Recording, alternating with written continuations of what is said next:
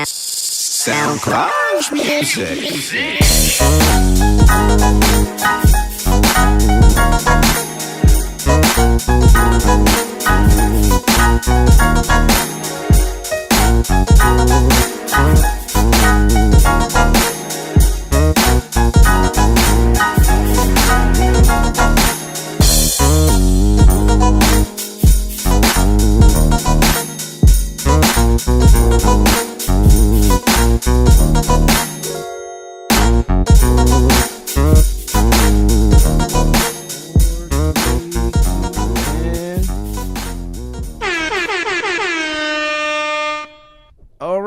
And welcome back to the place where nothing is safe. This is episode 149 of the Jig Is Up podcast.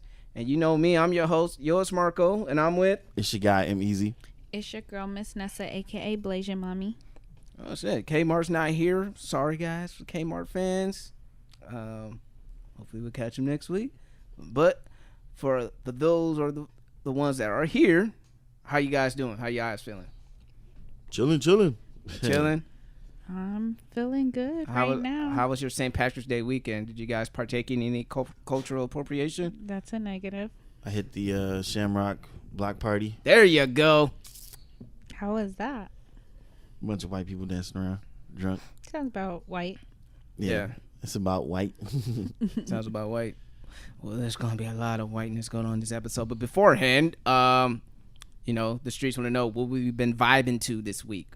What y'all been listening to? New, old, same thing? Any artists? Me, I kind of went back. I just been listening to some old Nate Dogg. He passed away, I think around this time. So I'll just bump in Nate Dogg. Respect out for the West. That's just me. That's what I've been vibing to. Some old G-Funk.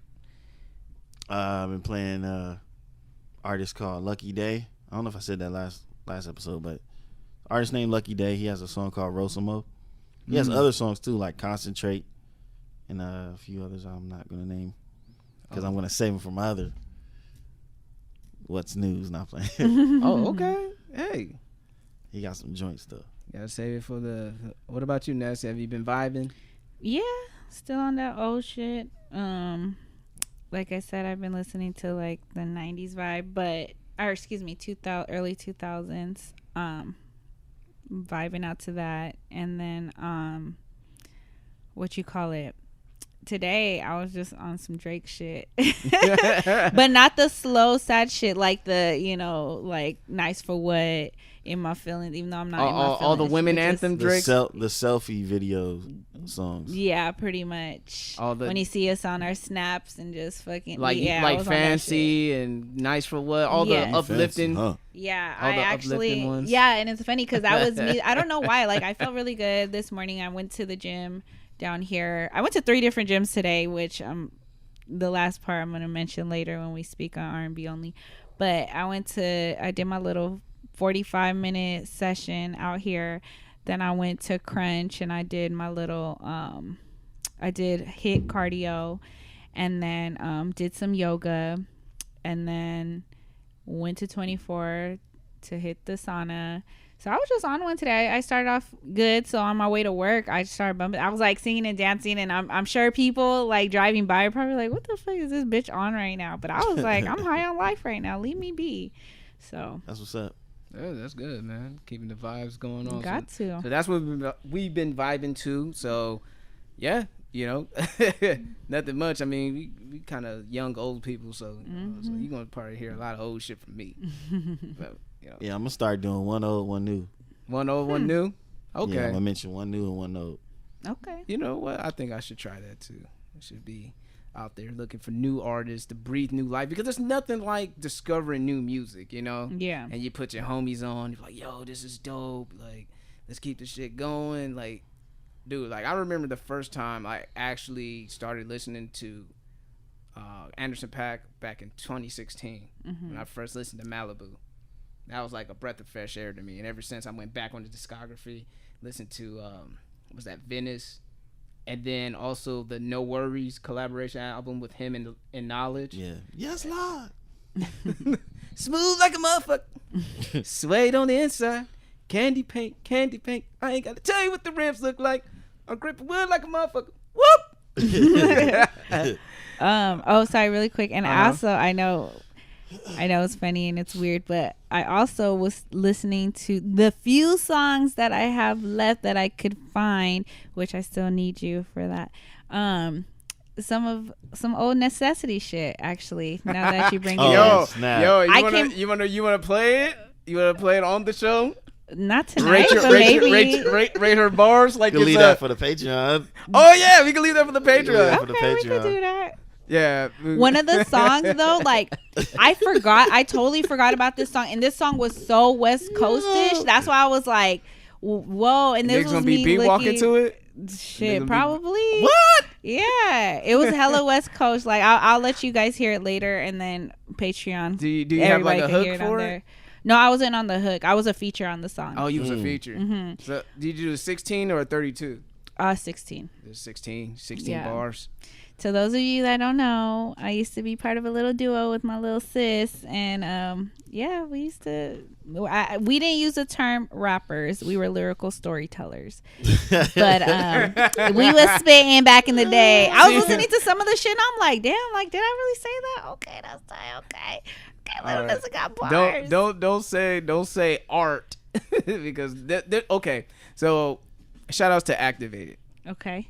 Activated posted something on their Instagram in regards to, let's say, rappers in this day and age, about how the fact that rappers don't have a real passion for rap and the respect for hip hop, and all they do want is make it big like as in making money. And they're saying a lot of rappers that are blowing up right now are archetypes of that, of those stereotypes of like saying like, oh, I'm just doing it for the bag. I don't give a fuck about rap. I'm just here for the money. Like, how do you guys feel about that in today's rap, I guess? Guys like Blueface, YBN, YBN Almighty. They got video of Cardi B saying that shit. I'm like, Cardi B saying. She said that? Yeah, Cardi B's about her bag. She been about her bag. But at the same time, she loves making music, but of course you want to feel like you're compensated for it. Yeah. I mean, that's... It's just the way, the way that video's put together. Yeah. I wouldn't have put her in it, but... Yeah. Hey. So I had a discussion. Okay, so here's break it down, Marco. You had a discussion. Yeah, break it down. Nothing associated. Nothing at all. Not what even. the hell made you wake up? I don't even like music. Hello? Don't say that. I don't. Yeah, keep all of that. No. So you don't like performing? I don't like rapping. Who's that? I don't give a fuck about none of that. That's like one of the new YBN guys, I guess. Is that YBN? I think he's I like to make money. I don't really give a fuck about being lyrical. I don't give a fuck about this and that. If that shit don't work for me, I don't care. I like to make shit that's gonna make me fucking money. I like to make shit that's gonna climb me on the charts. Like, that's what I want. I want to be up top of the charts. I want to make money. I don't care about none of that shit. I know so many lyrical people. So they should have played whoever put that video together should have played more artists that was saying that. Yeah, I mean, so that's been like the gist of what's going on, and I went back and forth with someone on there on Instagram, just like a healthy like debate. Yeah, just a little like it wasn't even like a healthy debate. It was just like a discourse. I guess you could say it's a discourse, And he's more about the art, and I'm just about like I just see it for what it is. There's gonna be people that are good at what they do. They don't have a passion for it, but that's how they make their money. Like there's like maybe it's not the right comparison, but I'm gonna say it anyway. There are guys in the NFL right now who are busting their ass just to get in the NFL so they can feed their families. They don't give a fuck about winning or losing. All they care about is getting that signing bonus, and they take care of their families for the rest of their lives because they know like football's their job. Like some people do 9 to 5s that they're good at. Someone could have a real good particular set of skills, no Liam Neeson, that they can go ahead and make a good living off of, but they're not passionate about it, but they know that it just pays the bills. It's not necessarily fulfilling, but I think that's how I approach it with the art form of music. And I felt that for me, people still hold music to this higher regard. I don't see people like, I don't see how people just want to like protect music and music should only be about the art and the expression. I'm like, nigga, like if a dude knows how to make a hot beat, but he don't care about it, he just does it naturally, and he gets a bag out of it. Let him get his bag, or let the person who knows how to make their money through rapping or saying what the masses want to hear. Like that, I have no problem with that. You know, and you know they don't give a fuck about the music. They ain't gonna last long anyway. So they're just striking while the iron's hot. How long you think Blueface is gonna last? Oh my gosh, I don't even know. You know what I mean? Who? Blueface. You know, everybody's doing this dance at R&B only, but at the end of the day, it was just entertainment. I just stood there. I don't People- know what the fuck going on. People just want like I just digestible. heard he a fake Crip. That's all. What? Yeah, people just want digestible lyrics that they could just like vibe to or dance to in the club. Some people like I remember. Alcoholic lyrics. Yeah, I mean, some people feel like they don't need to be preached to. Like Temporary lyrics. That's why I call them alcohol or I don't want to say that because people probably gonna be offended. No, fuck that. Talk your shit. You said alcoholic curious. lyrics. Yeah. I'm curious. What? Say what you gotta say. Ah man, I forgot. Oh, there you go. It's on there. It's just delayed.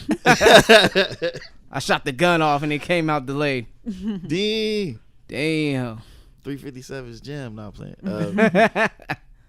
You know how like you want a temporary high. That's why I Yeah, call, that's what why I they call are. that That's why I don't get like my feelings are not hurt by this. You know what I mean? And I understand like there are people who are holding it near and dear to them, but I just feel like it you know, music is not an exception. It's like it's you know, that goes with any particular profession that you do or anybody decides to get in. Yeah, I mean, you can go ahead and be an artist. Fine. I mean, that's the term starving artist. If that's what you want to do, by and large, you win. Yeah. But those people wanted the bag, you know. I'm not hating on them too, because they probably think like, look, man, I'm thinking they're treating it like an NFL contract or an NBA contract. I'm here for a certain amount of years, and I'm trying to max out whatever I have, and after that, I'm riding off to the sunset. I don't know, man. I'm on the fence. You on the because fence? I understand having the ability and not having the passion behind it. Yeah. Because like growing up, I felt like I was better at playing football, but I really love basketball. So I feel like maybe I could have been something in football, but didn't want no parts of it. Yeah. Even though you didn't want to get hit. Yeah, I would try to get hit, even though I was really good at not getting hit. Yeah. But I like comparing it to that, but then at the same time, like we still have artists today that care about the art. Oh yeah. So there's still those artists there. Well, it's not like it's just only these type of artists. Yeah. And that's how I separate rap from hip hop. Rap is you there for the money. Hip hop, you there for the art. Plain and simple. There you have it. Because it's like more of a culture thing. Mm-hmm. Yeah, it's deeper than just rapping and getting money. Deeper than like rap. the money part is the extra part. Like Yeah. Like it really matters for the artists that'll do it without the money. That's where it makes a difference. And then for the lyrical people, maybe they don't want to be like extra famous like that, or they don't want to deal with all that extra money. I mean, I'm sure it's nice, but you know, as Biggie says, more money, more problems. Yeah. And also, like lyrical dudes, they get their money on the low. They fucking ghostwriting for these non-lyrical people. You know, they're doing that. There are other ways that the lyrical people can make their money. And now let me tell you where I have the problems. Okay, what's the problems? So, when I see the people listening to the music, and they confuse the two of rap and hip hop, where they looking at a Blueface or Cardi B as the greatest such of the culture, I'm like, nah, you need to go separate them, because I'm not finna stand here and hear you say that when it's inaccurate as fuck. It's like, I don't like how like people are confused by the two. It's like you can tell the difference. Come on, like these little temporary high bars shouldn't be things that you think is gonna stick around. It's like how I love basketball, right? All right. There's plenty of guys in the league right now. LeBron said it himself, that don't know how to play basketball or is just there bench warming for a buck, which I would swing on any one of them niggas because I would love to trade with them. And maybe that's and how, go get buckets for a check. Sometimes I don't feel the lyrical people feel that way about the people who are making money just to, because they're doing it for the bag. I think it's the fans of the lyrical people feel that way. And which is not necessarily true, because when you look at the elite rappers, they have bars. Drake has bars. Kendrick has bars. Cole got bars. Sean got bars. Wale got bars. Yeah, I'm just speaking for the ones that have bars that want to be in the commercial light at the top of the charts, like Wale. Yeah, been pushing so hard to be one of the top guys, and everybody's kind of like, he's mediocre. He has hella bars, and everybody want to listen to these other people. Like, I feel for them, those type of people that want that, but they can't get that due to people that's just doing it for the money. Sometimes it is what it is. I mean, some podcasts are so fucking dope, but they can never be heard.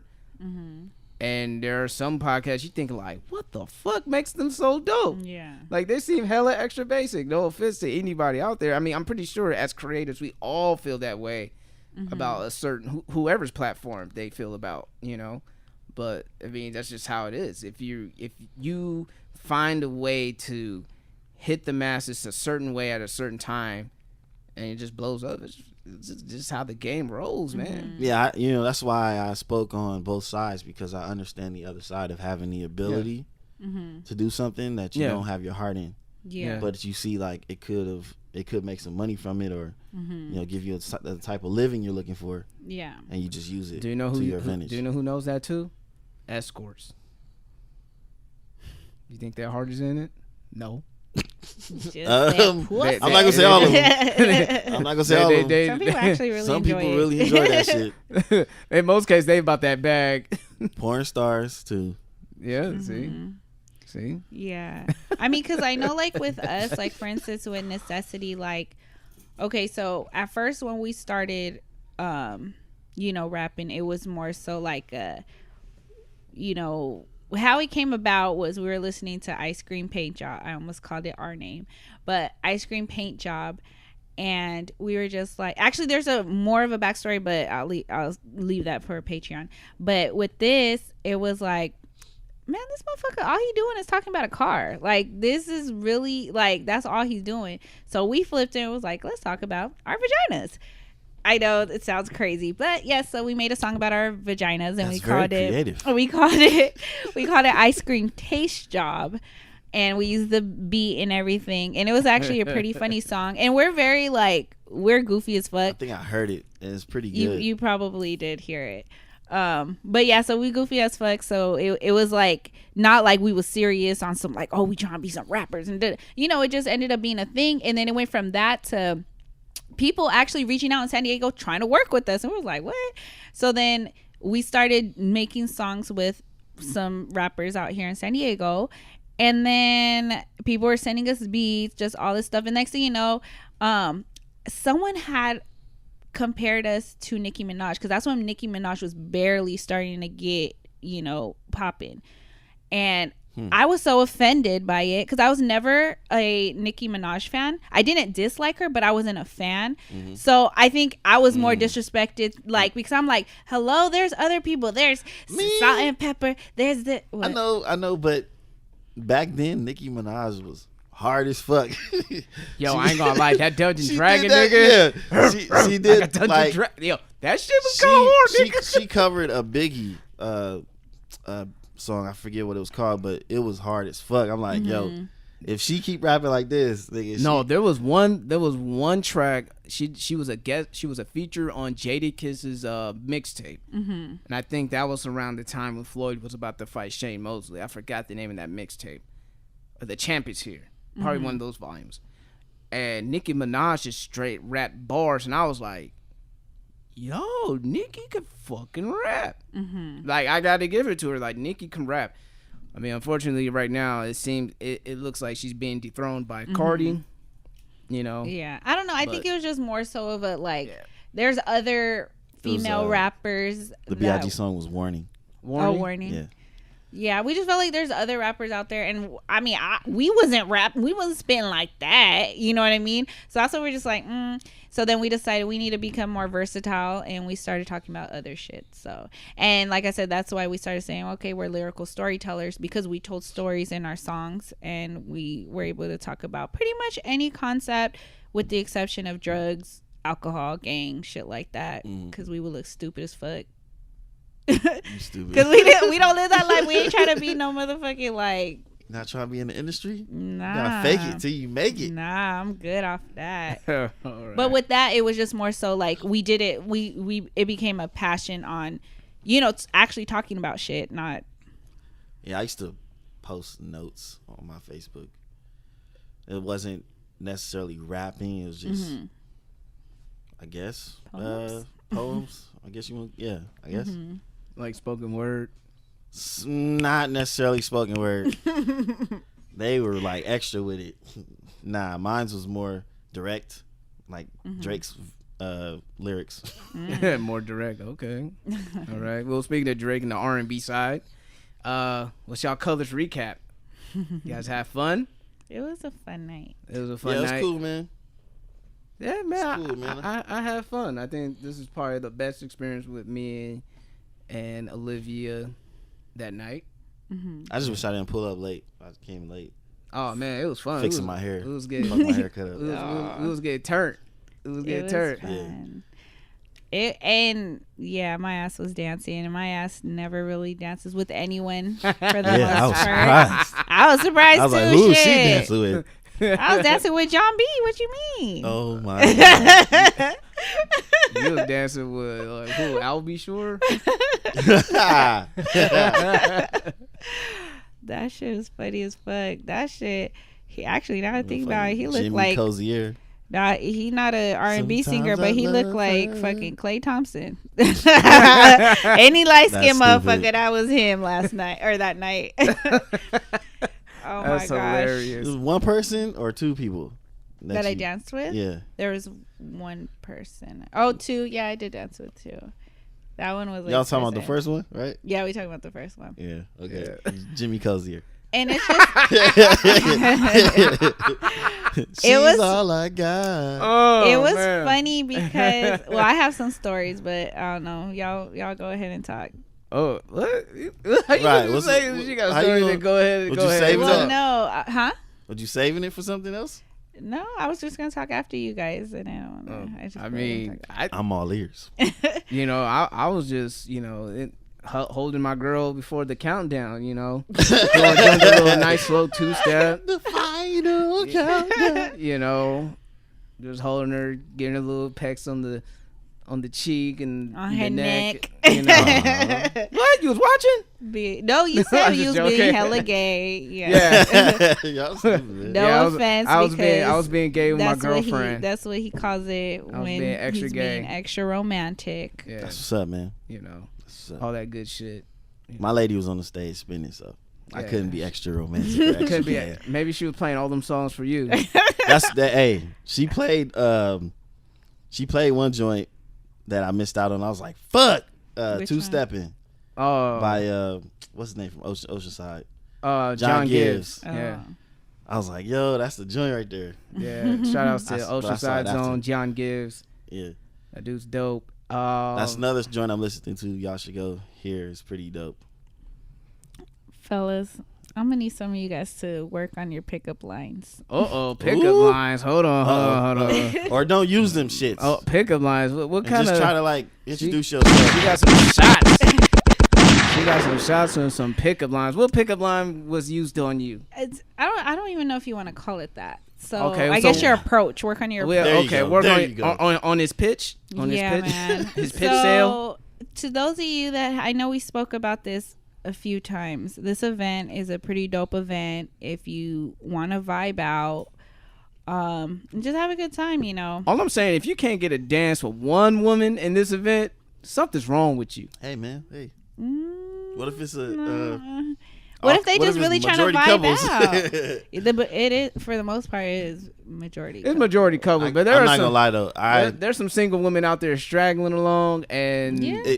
Speaking of, Here we go. Talk to him. So I don't know if Nessa saw it, but on maybe 3 different accounts, there were separate chicks. I was standing at the top of the stairs by the handrail. Three different women stood right next to me on the other side of the handrail, just kind of standing there, just looking like they're lost and shit. I'm like, well, I'm not gonna help you find whatever you try to find. But if you're over here for me, hey, you should hit him with your old line. tough titty, I'm gonna take it. So tough titty chick wear a better bra. But, Oh my god. but no, you should hit him with your old line. Like, hey, he looked thirsty. Would you like a glass of some OJ? my nigga. Oh my god.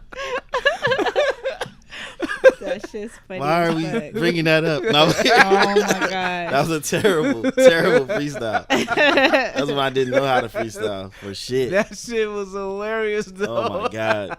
Oh my god. Hey, if y'all want to hear that story, that's on the Patreon. I'm not telling nobody for free. Fuck that. Shit. Because I still have that audio. He's my like, nigga. yeah, if you guys want to go on the Patreon, y'all have to pay for that one. Fuck Yeah, that. I still have the audio. Oh my 2 god. plus 2 equals 4, but fuck it. Yeah, nigga. Oh my gosh.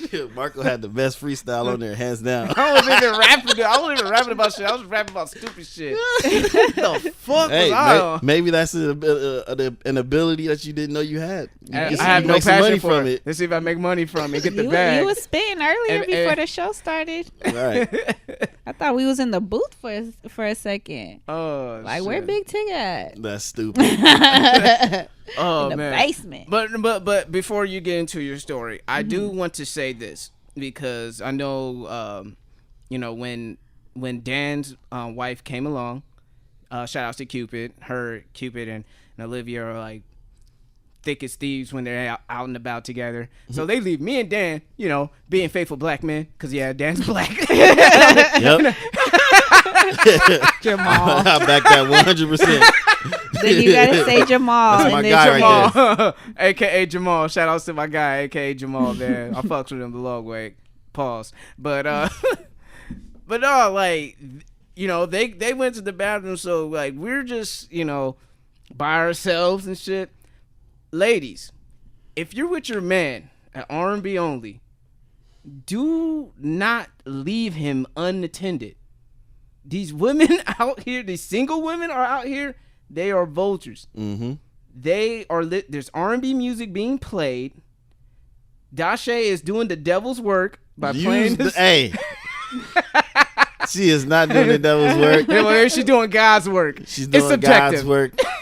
And the devil is just trying to lurk around and use her gift to his advantage. Pray to, shout outs to God for working she ain't overtime. doing it for him.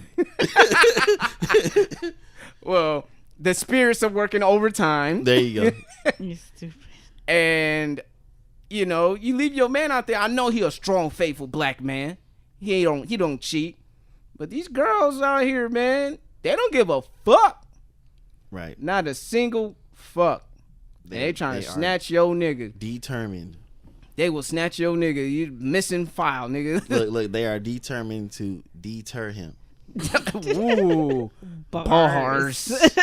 That's bars right there. Where's that motherfucking 357 though? It's late. Why is 1, it 2, so 3. late?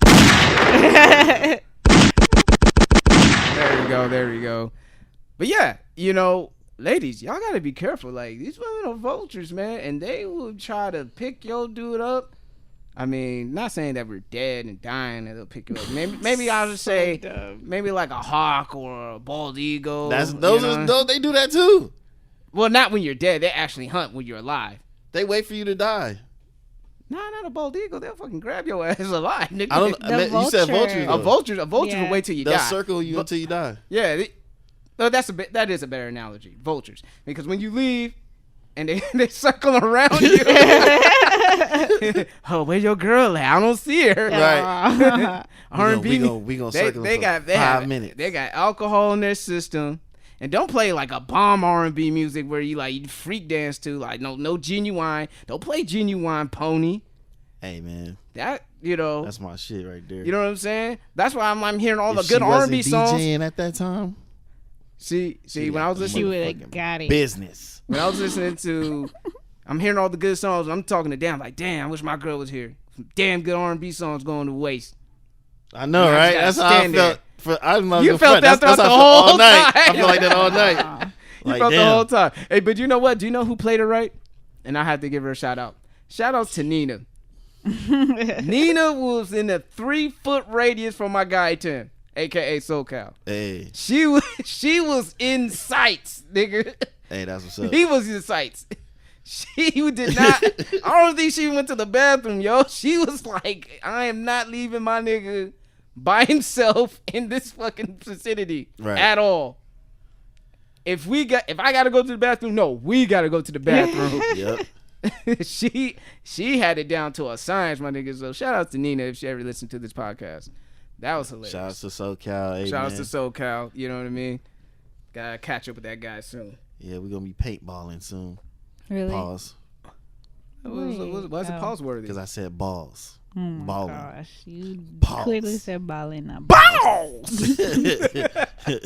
Oh man, but yeah, that's all I gotta say, ladies. Just when you go to R&B only event, even like if you're listening to this in another town, or they're coming to your town, don't leave your man unattended. Alcohol, R&B music, lonely women. That's just a recipe for your nigga to get snatched. A recipe. It just really is. That's the formula, ladies. Just, you love your man, stay close to him. Don't abandon him. Don't abandon him. Yeah, and what I seen that happen at the Anaheim show, you don't want to leave your lady by herself either. Nigga gonna have his shirt. Oh pulled over his yeah, head, niggas was with wilding his out. chest showing, doing freak dances and shit. Yeah. That nigga was upside down like a male stripper and shit. Yeah, he was. That nigga was Yeah. determined to get some pussy that night. Hey man, big ups to him for doing that. He's trying to get his thing going. Shit. It's funny. I consider learning some strip dancing, man. Like stripper dancing or whatever. Yeah. The male stripper dance and stuff. Yeah. So I can Surprise your girl. surprise my girl. I was doing a little bit of that on Olivia. You was strip dancing for her? Not strip dancing, but I was doing like the freaky strip dances. Like the one leg body roll snake and shit. He said body roll snake. Yeah, whatever the move is called, but I did that. Body. Yeah, I was trying to find the body videos roll. that people had all on MySpace. Oh, I forget old boy with the sweatpants. I forget his name, but girls was posting this thing. Oh yeah, that nigga went crazy viral. Before it was like viral, every girl's like, "Ooh, that's how you gotta do it. yeah, That's how you gotta do it." he's doing acrobatic moves and flipping her up in the air and all Yeah. this shit. It's like, let me find that shit and learn. I hope he's doing well in life. He probably somewhere stripping. He probably scripting. Well, anyway, now, so what was your story? Since you got all Oh, quiet, back on me. Hey, we You did got all of our quiet and talking, shit. so you could go ahead. you could have definitely partook in the conversation. Nah, cause I was gonna forget, and I low key kind of forgot what I was gonna say now. Oh, now you forgot. Okay. What was it about? R&B, John, Oh, people, guys like having to come with a their better approach. Okay, the approach. See, and the only reason why I say that is because sometimes we go on a tangent, so then I forget because I'm listening to what y'all saying, and my thought leaves my brain. So, but okay, I just assumed you already had your stuff written down. Sorry. no, this one was just a story, like a quick story. Like I forgot about him because it happened so quick. But basically, old boy walks up to me and was like, "Hey, yo, it was either my brother or my cousin, one of the two. But he's like, oh, my boy over there thinks you cute." And I'm like, so I kind of like look to the side like, okay, who? And then he's like, oh, he over there. I'm like, okay, thank you, I guess. Mm-mm. And then he was like, yeah, man, I'm just kidding. It was me. And I'm like, okay. So then he goes, I mean, so since I think you cute and all, can I get your number?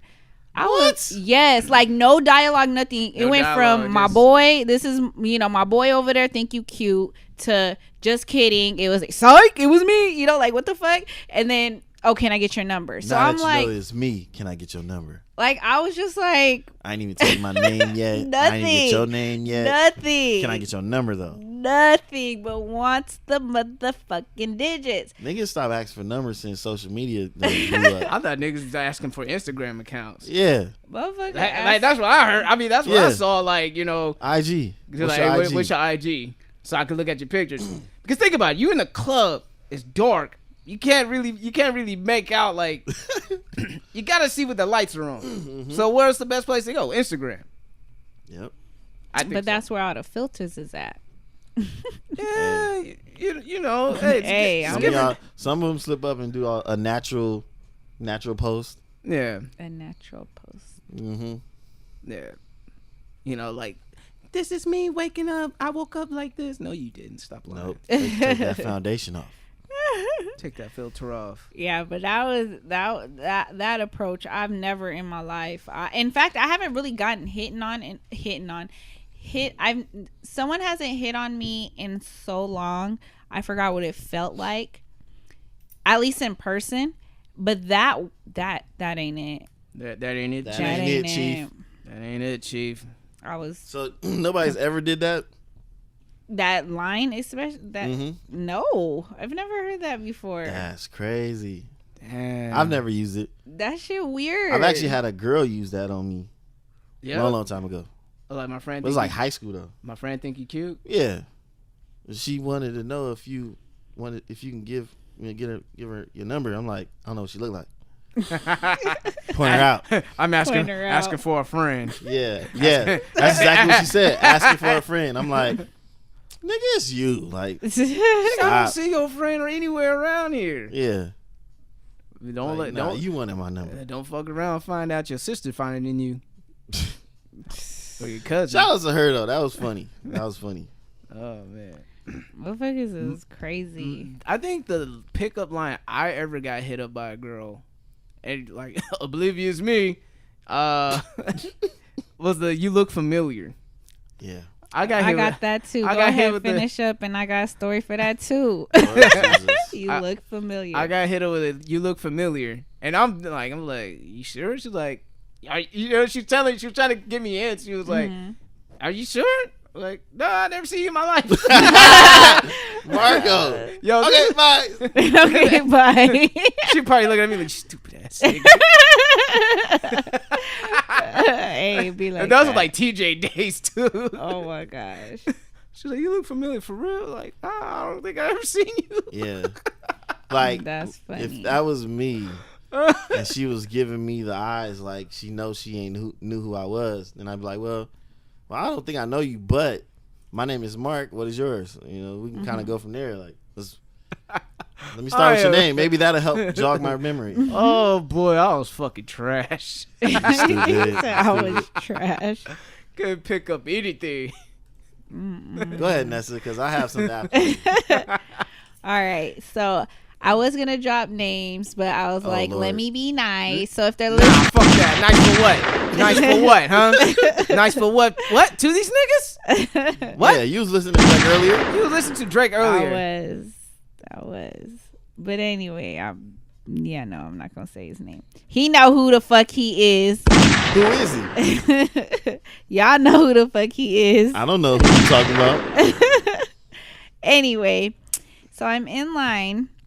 Who is he? I get there, I see Cupid and Dan, aka Jamal, and we over here waiting for our tickets at Will Call.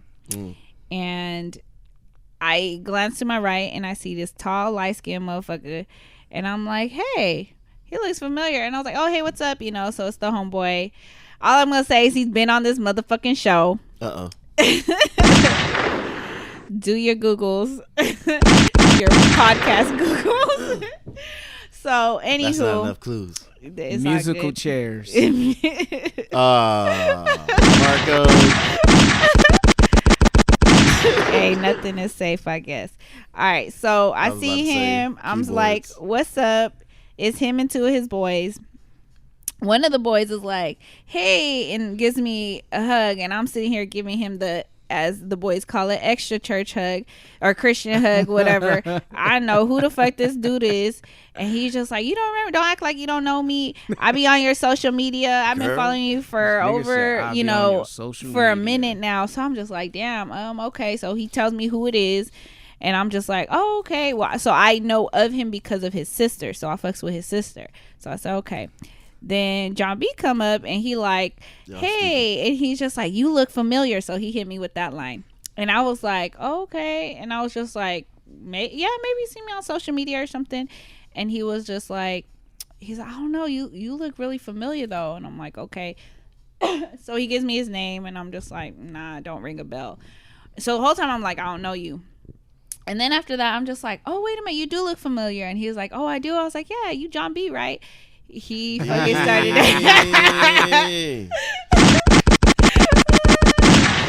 you look like an R&B ass motherfucker. I told him that. So then fast forward, get inside. The homie, aka what we gonna call him?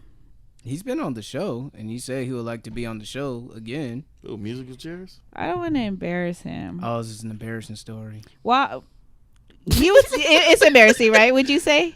Yes. Okay. Okay. Embarrassing story. Okay. On my way to see my friends. Hey, my name is Ben, and I'm not in it. I'm just gonna listen to the story like everyone else. What name should we give him though? Because I haven't If told a niggas story do their in people's Googles, names. I already said the title of the show. All they gotta do is but look not it up. everybody gonna do their Googles, so we just gonna give him a fake name. Go ahead. Oh, okay. We name we him a gonna name. give him. Shit, I don't know. Jeff. All right. So I see Jeff. I pass by Jeff. He's Call like, it hey, Jeff. wants to give me, offers to buy me a drink. And I'm like, oh, maybe later. And I like pass by. Because my main thing is I have to go see where the crew's at, hang out for a little bit, and then I can kind of mingle. But I just need to know, just like even with driving, like, you know what I mean? It's like, or like even in the airport, I have to see where my terminal is, where exactly my seat is. Then I could try to go get food or go to the restroom or something. That's just how I operate. So Right. Travel tips. so I go over there. I'm hanging with our peoples for a little bit. Then I go over there and try to see what's up with him. He offers me a drink again. He's like, wait, you don't drink? And I'm like, no. And he's like, okay, do you want some water or something? Blah, blah. I'm like, no, I'm good. So we talk a little bit and I'm like, okay, I'm going to go back to my peoples. So I go back to my peoples. We hanging out. Fast forward. I forget what song it was. Dashe was playing the hits all night, so I can't really remember. But so John B and Jeff get together, and I see them both to my right, John and Jeff, and so it was one of those songs where everybody is like singing along and serenading and doing whatever. So I'm singing to both these motherfuckers. You singing to both? I was singing to both of them. Tripping. They was singing to me. And it was just fun and games, and we were over there by the rails. Yeah, I was observing. So I we was over watching there the by whole the thing rails. happen. I was watching the whole thing happen. So they're on the having an American Idol contest. So, what the fuck going on? so they're on the other side of contest. the rails. So I'm kind of dancing, then they're dancing, but John is the one who moves forward. Jeff is staying in place. So John starts dancing. Even though we had the rails between us, he was like kind of dancing on me. So I kind of like, I just gave him my side hip and I was just dancing. This motherfucker proceeds to come to the other side and start dancing with me. So what does Jeff do? Walk the fuck away. It turned into a couple situations. So he dips I out. walk away too. Well, I'm out. He comes back a little bit later. He's just standing there. Yeah, and at this point, he was already kind of like inebriated. And John danced with me for a good, like 45 minutes. I feel like that motherfucker was on me like glue. I was like, okay, Sean Paul. He didn't just dance with you. He stuck to your ass like glue. He did. Gorilla glue. He did. I was waiting she tried to walk away. He stuck on her ass still. I was waiting for Olivia to ball a good, like, a hot minute. Me and Dan waiting on our ladies, nigga, talking to each other. Like, yo. Oh, Nessa look like she having fun. Right. Everybody, all the couples are having fun except for us. Hey, I should have joined y'all because I'm standing on the side solo dolo. Alex stepped away like I gotta go to the bathroom, and this nigga left to go drink somewhere. He's like, fuck this, I ain't gonna stand here, bitches. I'm gonna at least get a drink. I ain't standing here with no niggas. Look up at me. I'm gonna give me a drink. You dumb. So anyway, he dancing, we dancing. And when I say that, like, he all up in my hair, he all in my neck, and I'm like, all and I even told him, like, look, I'm fucking sweaty as fuck. He's like, it's okay, and he's like dancing with me. I'm like, oh my gosh, whatever. Yo, he was a vulture. Yes, I was savage. But I was having a good time, you know, just with that, you know, the good music playing and everything. So next thing you know, so I'm gonna fast forward. Man. I see the boys, and I'm giving them looks like, get your man. Nigga, you know? look. Go ahead. Look, she gave me that look, right? And I gave her the thumbs up, like, you're doing good. I'm like, and for me, it's kind of like, you know, like, I can't help you right now. I'm with Olivia. You know, like, I can't find, like, a good excuse to, like, you know, mess up the vibe that me and Olivia got going on over here. I feel it. So, like, Nessa, you kind of on your own. It's just funny because the look she gave me didn't look like she wasn't enjoying herself. Looked like she's having a good time. Like, yeah, I got one. I'm like, yeah, you do. I'm like, No. you guys can't see my face. No. I knew that look. That look was like, help me. Right, yeah, I've never had to help. So I've never seen the look. And this is where it comes in handy having your group of girls, because they will understand. Yeah. Even if they dancing with they dude, they will understand, like, oh, let's go. Oh, sorry, babe, hold on really quick and let me go save Nessa. You know, something. Yeah. But I'm like, you know, so it's a little different vibe when it's with the boys. And even then, we've never had a situation where I'm dancing with a guy like that and that I needed help when I'm with the boys. So it was a new experience for all of us. I know for next time I'm going to walk up like, babe, you ready to go? Just on GP, okay, just to see, try to get the you out reason of why I've recognized that face before. Let's hear it. Go ahead. Long time ago. There were, I think there was 2 instances. And once I was single, the other one I was in a previous relationship. Once when I was single, there was a girl who was getting chased around by a dude. It happened. She wasn't being interested. I'm chill. I guess I'm safe and I'm friendly. Oh, okay. And then she was like, I'm with him. Save me. I'm with him. Back off. Back off. And I'm not back off, No, but you know what I know. mean? So I'm just like, Yeah. okay, yeah, you know. I guess. I guess. He was, I guess, you know. And that nigga hated me for like for a minute. I still hate you. That nigga can't stand me. This fool said, To this day. Nah, Right. Look, you guess. What do you mean you guess? Oh man. Is you with her or is you not? See, shit like that makes enemies, man. Ladies, y'all gotta be careful like that. Right. What if that was a crazy nigga? What if that was a crazy nigga? I'm just, you know, a nigga could be Minding your business. minding your business and shit. You grew into the music by yourself. She just, this is my point. What? Oh, He gonna have to fight for his. Fight for what? She ain't even mine, bro. Hey, get off of me. Get off of me. All yours. Bitch, she for everybody. Fuck off me. Hey, help me get her off of me, man. You want her, right? Get her the fuck off of me. I ain't fighting for nobody. Hell no, you trying to get me shot? Right. That's hilarious. I'm willing to die for mine. You? And I Hey, am. she ain't even mine, bro.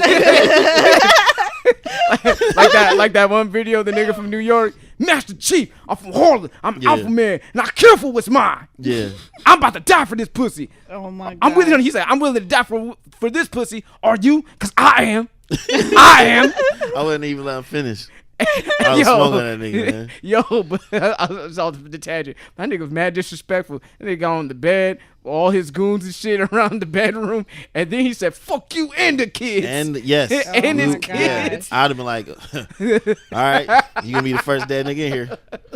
Yo, he's like, me and my wife, we going through some shit, homie. He's like, this is my woman. Yeah. I'm like, you know what, nigga?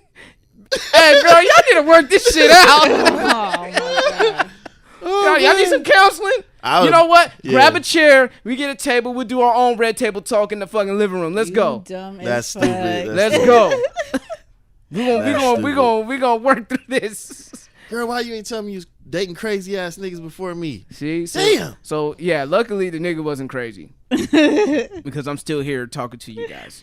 The second one was I was in a previous relationship, and this one chick kept getting followed by this dude who's like a preach. It's funny, dude was like a preacher in the club, talking about God in the club, and still trying to like get her and something Bernie like Mac, Friday. yeah, that type of nigga. And she was like, Can I say I'm with you for a second? You know, I was like, well, I'm in a relationship. You know, Was she there?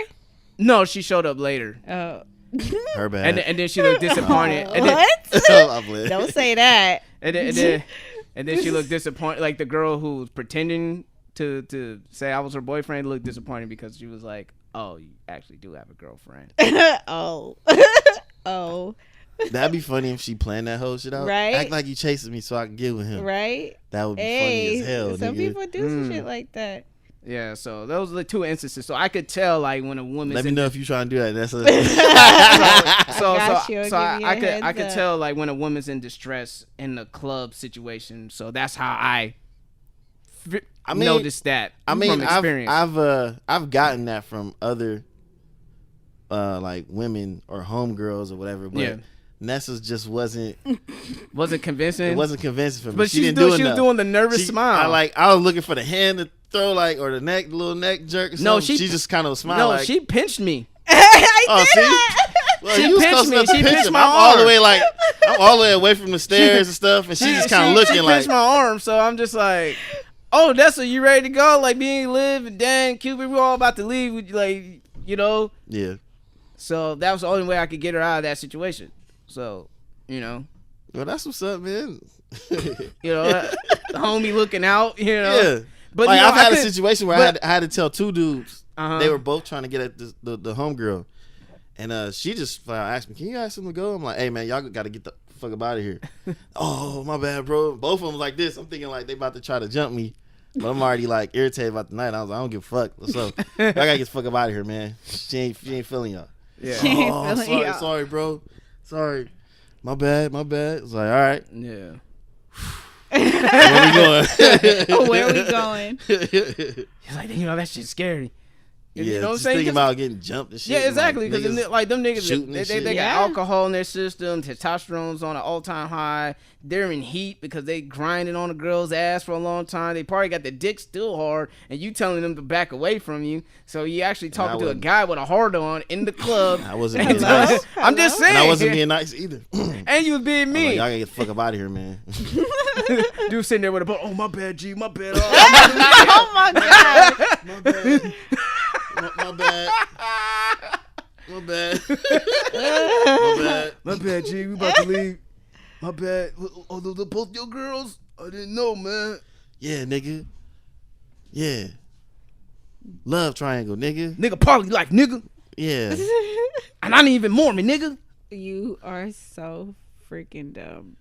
Oh man, but yeah, man, that distress, man. So anything else about R&B only? Yeah, I didn't finish my story. Oh yeah, finish your story. Let's finish your story. Dude stuck to your ass like glue. Yeah, so I mean that's pretty much it. But my first attempt was trying to get your guys' attention. And then when that didn't work, the next attempt was I think was it Cupid? I think Cupid has like, oh, that they're leaving. So I was like, oh, okay, so that was my escape. My original escape. So I had went up for to her out. yes, I was like, oh, okay. Oh, you guys are about to leave. So I didn't say like hold on or anything. I tried to leave to go give them a hug because they were on the bottom of the steps and I was on the top. So I go downstairs to give a hug and I feel his ass like stuck to me and I'm like, what? So I'm like, oh, bye guys. Like as I'm hugging, ass wasn't stuck to her. oh my god. Yeah, like when dogs try to get it in, they get stuck. Oh yeah, they get stuck to the smaller dog. Yeah, and that's how Nessa was looking right there. Dude was stuck to her. Anyway, so I'm trying to give them a hug and he's still right there and I'm just like, so okay, I'm not gonna sit there and say that I was annoyed the whole time, but eventually I started getting annoyed because I give guys, if I ever do dance with guys, I give them about like 2 to 3 song minimum.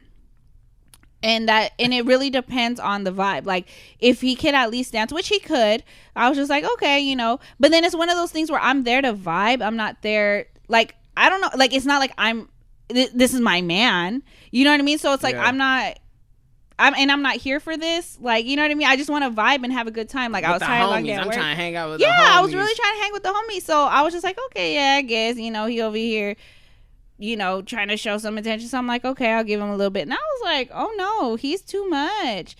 And like, I just feel like as women, sometimes we try to back away. Like, we'll dance, right? Haha, you know, we're like, okay. Kind of like how old girl gave Melvin's the phone number, right? She didn't want to reject him, reject his advances off of, you know, whatever reaction that guy may have. So you just try to appease his ego for a little bit by dancing with him a little bit. And hopefully that the little love that you show him could just, you know, appease his appetite, but he wants more eventually. You know, you give a motherfucking inch, they want to take a whole mile. So. Yeah, that's why I was just like, a mile is what he took. And then after that, so I'm like, okay, whatever. And then that's when I'm just like, bruh, like, oh no, I need help me. You know, that's when I did the little pinch, and I had to pinch you, because I'm like, you know what? I can't do this no more. And then, mind you, how many times did Jeff come by and just stood there, didn't say nothing, just stood there? And I think I even actually, I tried to get his attention too. He was not oblivious, but he was just kind of in his own world. And then before the final, like, okay, let's go type of shit, then Jeff comes by, and John was like, yes, it's been a week, girl. Justina said, has it been a week already? It has. So then Jeff, mind you, these are to people that are just now tuning in, I'm using fake names. so then Jeff comes by, and then John's like, hey, and then so Jeff looks, and then he starts dancing with me more. So then Jeff was like, fuck this, and like walks away. Yo. And I'm just like, oh my gosh. So then fast forward, we go to the bathroom, we about to fake leave. Well, y'all really left, but then I kind of was like, oh, I want to kind of still stay, because I was still vibing out. And then wrong move. Jeff comes by, and then so we're chopping it up, and then he proceeds to tell me, oh yeah, we gonna fight tomorrow. And I'm like, why y'all gonna fight? He's like, because I told you was off limits. First of all, motherfucker. First of all, I didn't. Okay, she said so first of all, okay, so I didn't hit him with the motherfucker, or time. I didn't hit him with the first of all. In my head, I did, but I did tell him, and I'm not gonna front. He probably not gonna remember because his ass was drinking. But I did tell him. I said, why would there be an issue? And he said, because I told him that you were off limits, and then he started dancing with you, and blah blah blah. I said, you had the opportunity to dance with me, and you didn't take it. So how can you fault your boy for that? You know. So, because they had the conversation before, and he wasn't supposed to fucking do that. He deviated from the game plan. He was supposed to be John Stockton, not motherfucking Steph Curry. He had every right to do that, to say that about his boy, because his boy knew. His boy knew what was up. No, because if we want to take it all the way back, we went on a date many moons ago.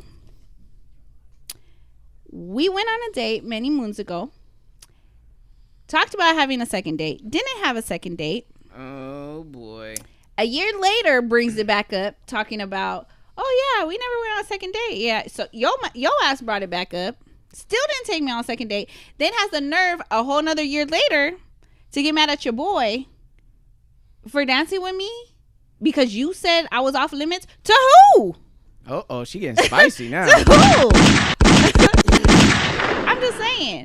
I'm just saying, fellas, you got to do better. I mean, that still stands. His boy shouldn't have did that anyway. Yeah, man. Because y'all had a kind of broke though. You gotta even if y'all ain't had nothing. Kind of broke the homie code. You know what I mean? That's I think that's homie code violation. I mean, once you set like a standard, like that's who I'm trying to that's what I'm trying to be get with at tonight. Don't do nothing with her. Damn. And y'all have that conversation, like, nigga, you do it anyway. I'll see if he never had it and then he jumped on you, but he never had it though. No, I'm talking about the conversation about got it.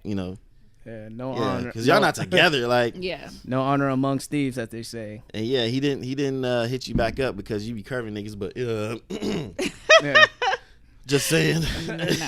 Curving niggas. What? Why you put the camera on me for curving niggas? Nah, I just want to see your facial expression when I say it, because Nessa knows she be letting niggas talk to themselves in her DMs. That's hilarious. Because it's a two-way street. Yeah. Yeah, be careful on these streets, man. So I'll say all that to say this.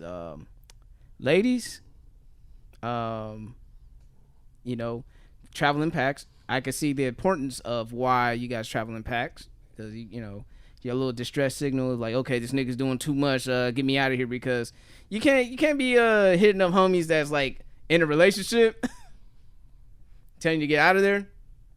I can't help you out. I'm not available. I mean, unless I say like, hey, babe, you want to leave? And she's like, yeah, you want to leave? And it's like, oh, we're about to leave. And then that's what, you know, that can give the homegirl the out to go and leave. But I can't. I'm with my girl. I'm doing a lot of gay shit with my girl. I'm serenading her to some like Doing shy. a lot of gay shit. But see, if she would have seen, and actually she just jumped on. Oh. If she would have seen, Wow, that was gay. No, I know for a fact if she would have seen the faces I was making, which she couldn't see because her back was turned, because you was handling her. I was handling my business with my girl. If she would I have was seen, serenading her. I was singing Shy. What else I was singing? No, I was singing Shy to her. yes, Yeah, I was singing Shy to her. I was singing Deborah Cox by myself. what? Yeah, man, I was on a good one, and I didn't even drink that night. but yeah, she would have helped me out. If you would have been like, yo, Ness over there looking, you know, stressed out, she would have been like, she would have saved me. That's what I was gonna say. Like, Yeah. you could have sent her over to save Nessa. But that nigga probably was like, ooh, I want a 3 company? Nah, my girl, nigga. Sandwich me. No, nigga. That's my girl. Uh-oh. Nigga, that's when you got to get a little territorial. Like, look, nigga. Nah, she probably would have loved it too.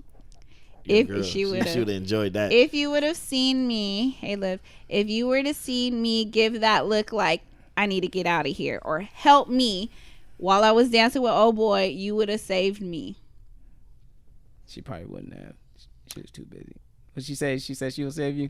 Oh, look at her response. Well, what's her response? You don't want to read it out loud. The Hi. No, the second to left. Oh, with the knives? After that. She said, oh, that nigga. Seen what? She wasn't feeling old boy. Oh, she wasn't feeling dude? Yeah. She said from the jump. She was, or From she the said jump. from She the didn't. rip. She off rip? What? Man, Yeah, you using slang now? Oh my god. My said that. influence off rip. Right. She be hanging out with me too much. You know she be eating plants now. Shout out to Justina. She said, when you give that look, everyone form a wall. That's just that's how we roll. See, women be making walls before Trump. What you talking about? That's stupid. Oh my gosh. Oh man, dang. But yeah, you know, distress signals. But yeah, but I do also want to reiterate, ladies, if you with your man, don't leave him unattended around these vultures at R&B only. You know, they're vultures out here, and me and Dan was sticking together like motherfucking Bird Box. Oh my god. We were doing the Bird Box challenge. We didn't see none of these bitches. We waiting for our women to come back. She said the wall is very important. You're so dumb. Yeah. Because it's dangerous out there. Easy just talked earlier that 3 girls. Long time ago. No. Nah, Wait, this at happened R&B only. Oh, 3 yeah, girls. sorry. Different girls standing. 3 girls was just waiting in Like, line. mind you, it's not crowded where I was at. Yeah. When I was Yeah. standing Because you was there. on the top, right? The top of the stairs. Yeah, where the handrail and they were standing like hella like right on the other side of it. I'm like, there's other niggas in here. It's like y'all can talk to them niggas over there. Sitting there see. lost, crossing their arms. You lost? he can show you the way over there. There's like mad single niggas over there.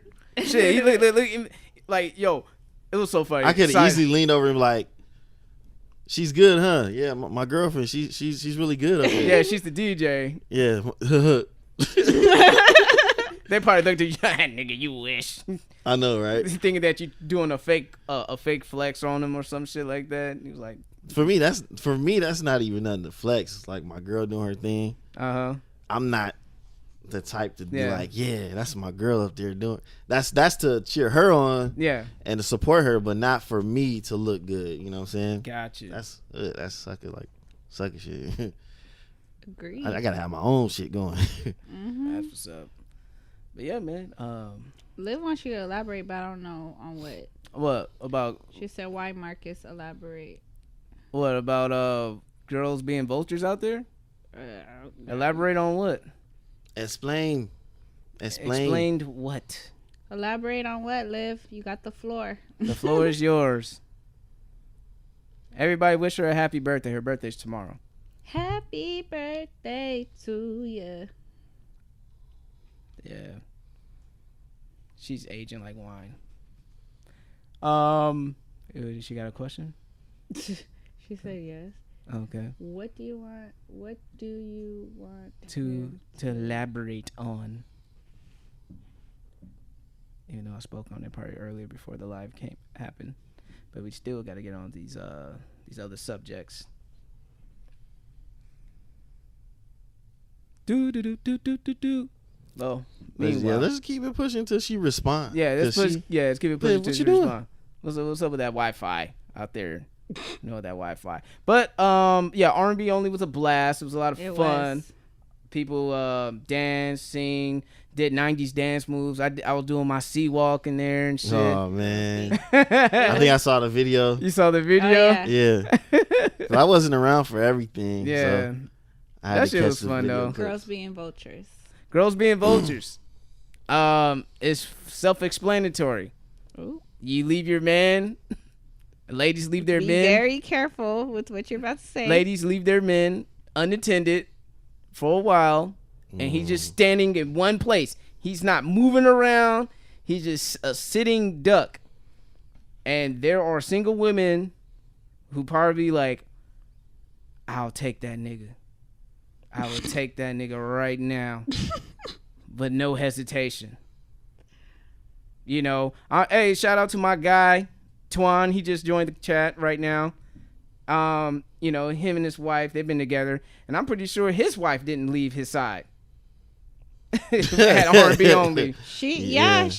His wife was on him. Like, they were not leaving each other. That's what I'm saying. Not even But give you know a what? hug to say hi. They I were went over there. there like, hey, They were they both were together. stuck together. They were together. All right, what's going on? And like I mentioned before, Nina did not leave Tim's side at all.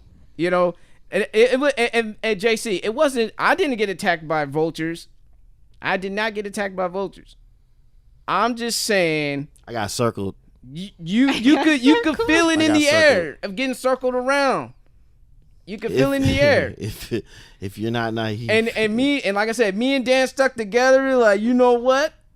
No, SoCal didn't get attacked. SoCal was with Nina. Nina didn't leave. She was in a 3-foot radius. She was not going anywhere. R&B, like, these women knew too much. So This nigga Twan said too much damn talent in the building. This nigga was scouting. Someone said, I can attest to the vulturism. Oh, It seems like either a test or a setup, though. oh, nigga, I'm passing with flying colors.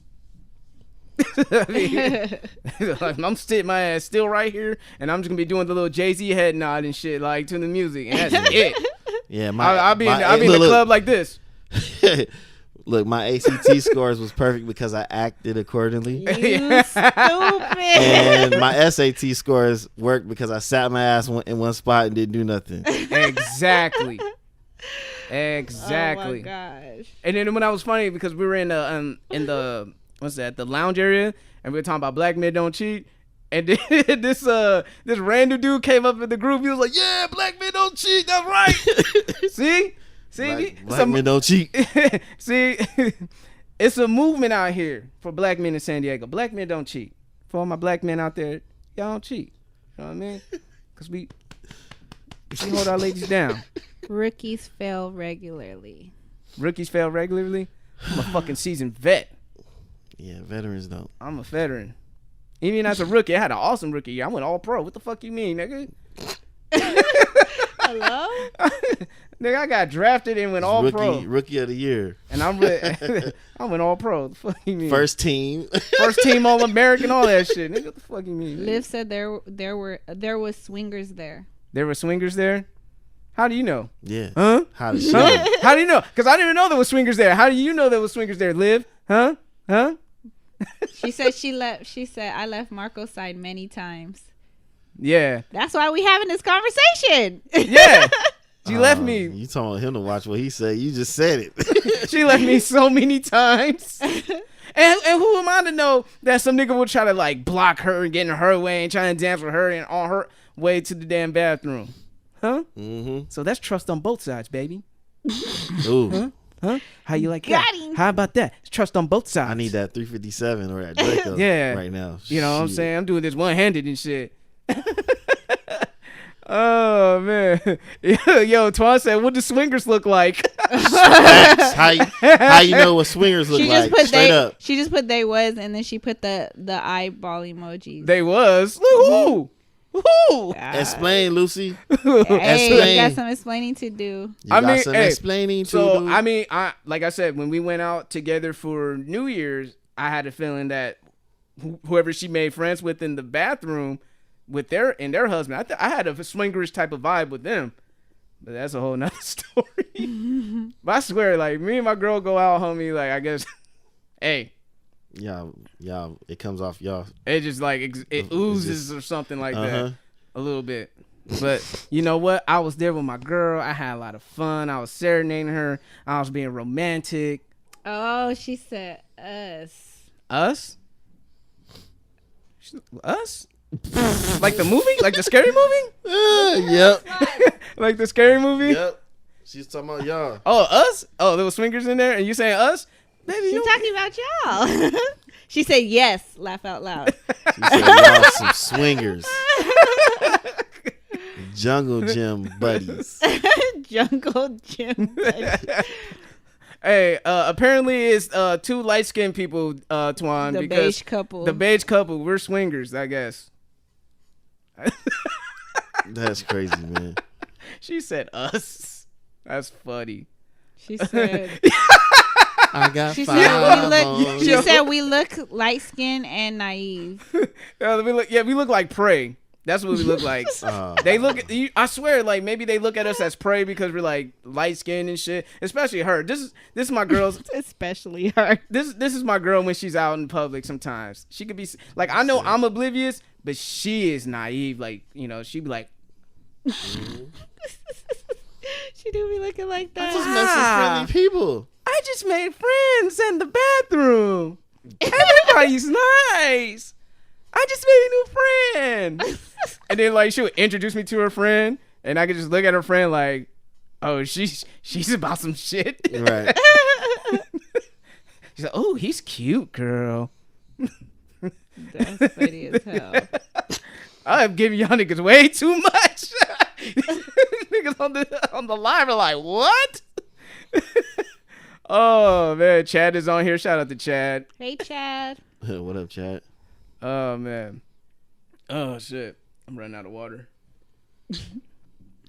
But yeah, man, Vultures, you know, single guys, if you go to R&B only, you should pull something, man. If you don't pull anything at R&B only, then you're dusty. Like Vanell said. Nah, it's true. It's true. If you can't pull nothing, at R&B only, bro. Like, you got the ultimate. You got Dashe playing the R&B music. You got these girls are inebriated. They playing alcohol music. They probably got a little white girl in their system, too. They're ready to get down with it. Get down. If you can't pull nothing and R&B only, that's like being a black man that can't pull bitches in Australia. Something's wrong with you, nigga. What? Liv said, my new friends always like his pretty ass.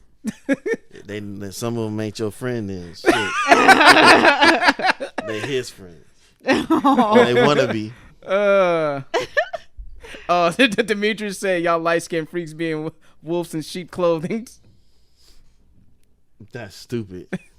Nah, I just call that dark skin tendencies.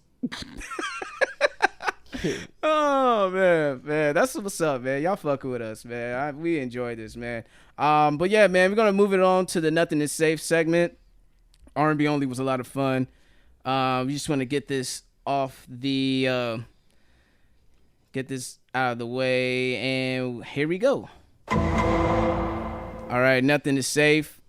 You guys want to stick around for that? The mass shooting in New Zealand. Have you guys heard about it? What are your thoughts? Apparently, there's some sick fuck out there who went and shot up and killed like over 50 people, injured a lot, and shot up 2 mosques out there in Churchland, New Zealand. Just fucking clapped everybody up. Very tragic. And he had a manifesto about, white nationalism and how it is, on the rise out there in Australia, which is funny to me because you're talking about anti-immigration. Your ass is from Australia, but you immigrated to New Zealand to shoot up a bunch of Muslim refugees. I don't get it. That's what you want to do. That's how you feel. That's what we doing now. Yeah, that's what we doing now. That's what's hot in 2019. Mass shooting still, but it was crazy. Australia and New Zealand, they are actually going to implement new gun control laws quick. The USA, they always try to fight for their gun control law. Like, nah, fuck this, man. If you got a problem with motherfuckers, catch hands. How about that? So, did you guys actually watch the video?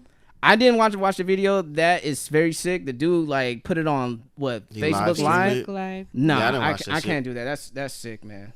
I watched the shit. So how my coworker described it, she said it was almost as if he was playing a game, like Call of Duty. Call of Duty, no survivor, no Russian. Remember that? The airport scene, yeah. The airport scene of They're saying Modern Warfare 2. He would shoot up the room and then he'll leave and then come back and shoot again. People that were already dead and people that were fake dying. They'll hear, oh, he left, so they'll try to get up and try to scoot away, but he'll come back. So that was his tactic, so that he can kill those that were fake sleep or fake death. That is so sick.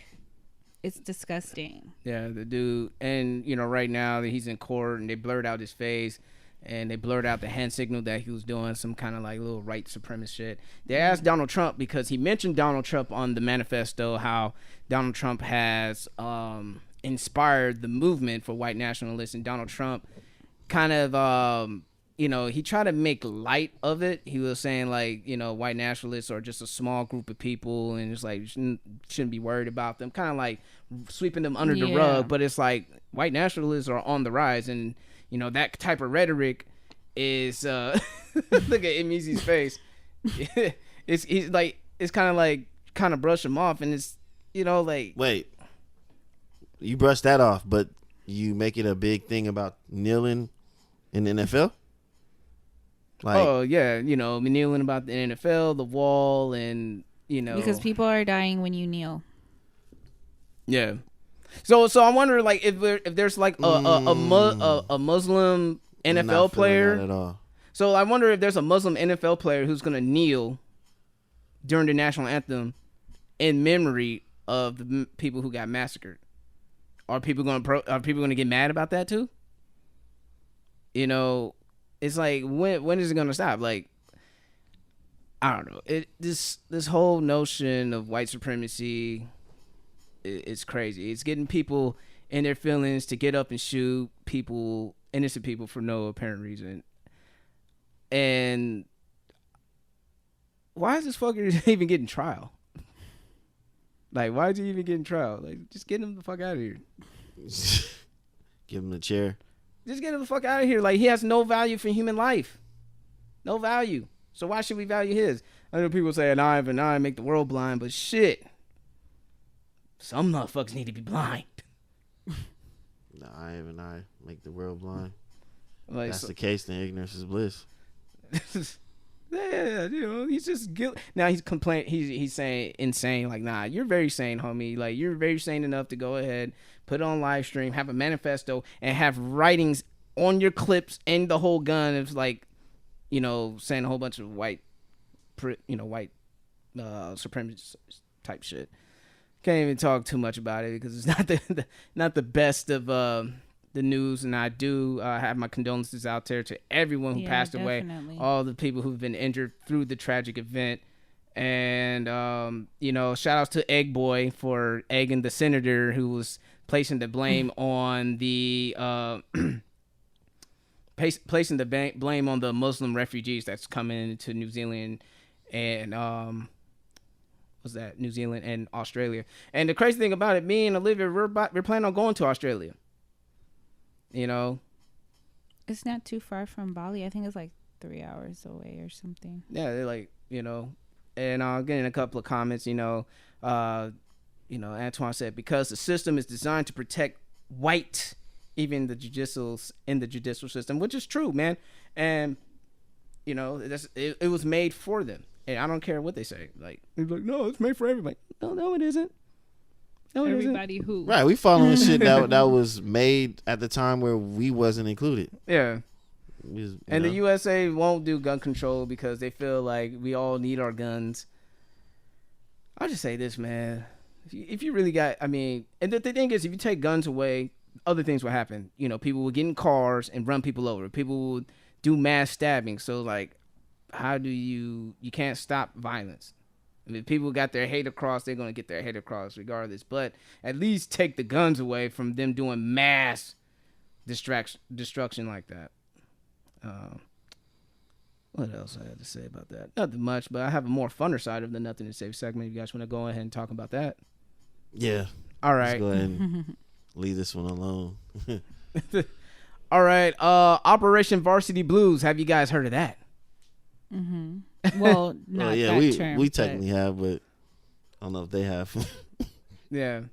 Operation Varsity Blues is basically an FBI operation to do a crazy sting on all these rich millionaires and the elite people who've been doing college admission scams.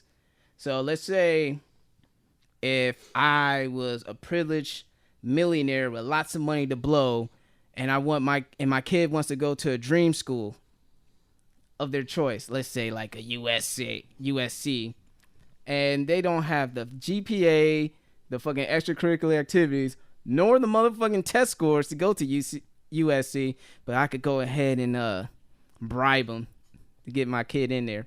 And that's exactly what Aunt Becky did. Aunt Becky. Mm-hmm. And friends. She's going from Full House to Halfway House after this. Like, it's going down. Jailhouse Becky's in full effect. And Full she's House not to Jailhouse. Jailhouse Becky.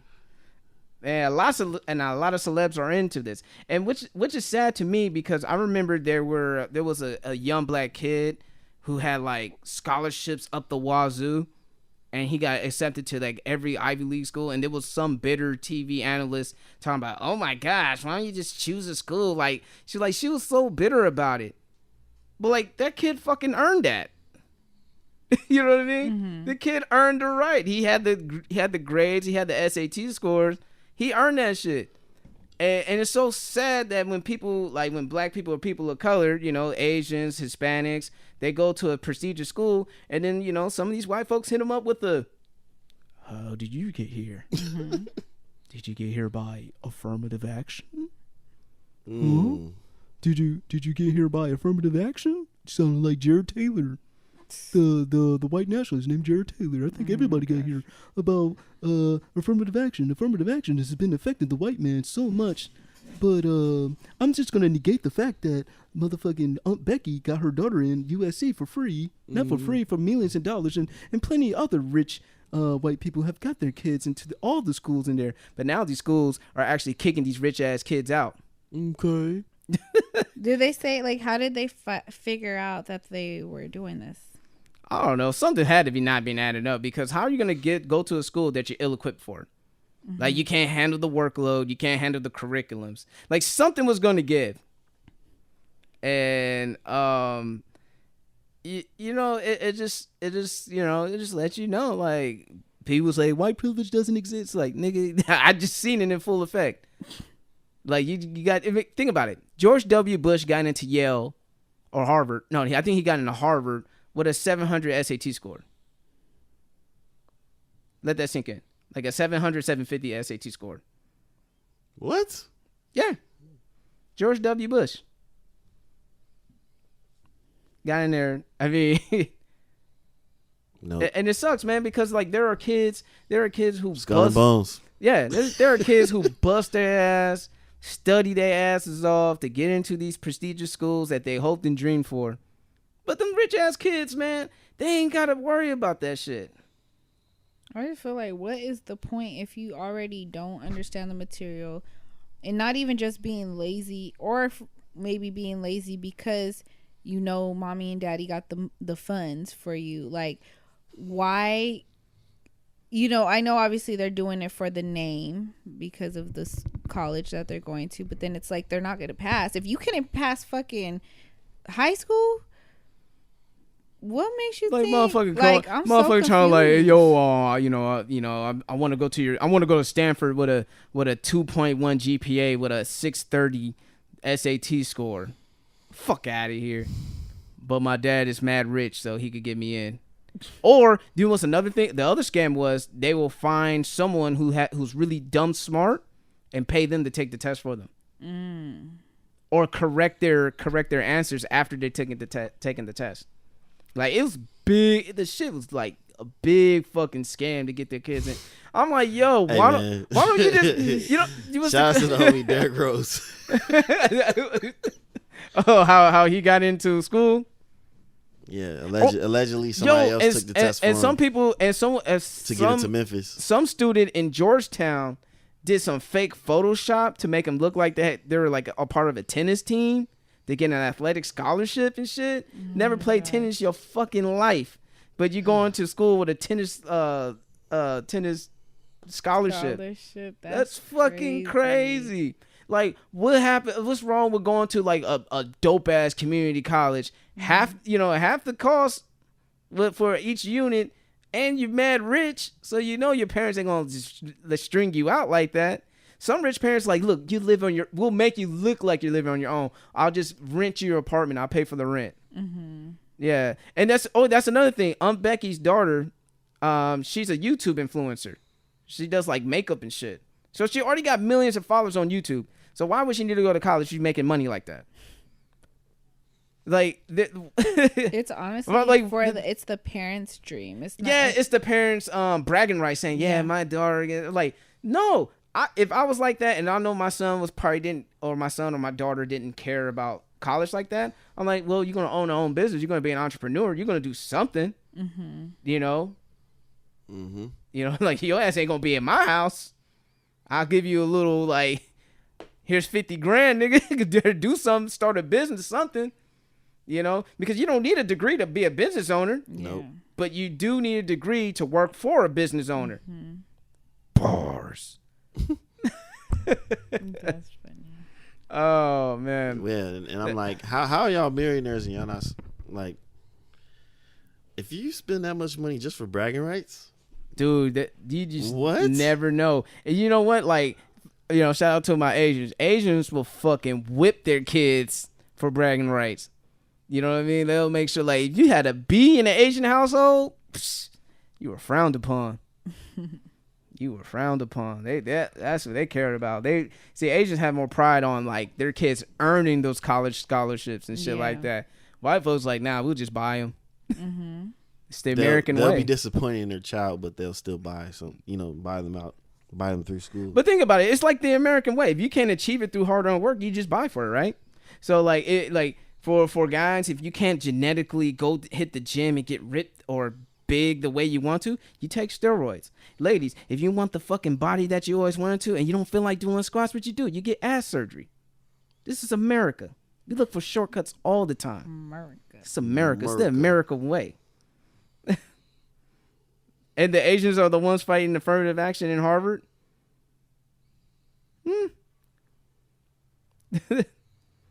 Oh, man. Dudes like they beat their kids' feet.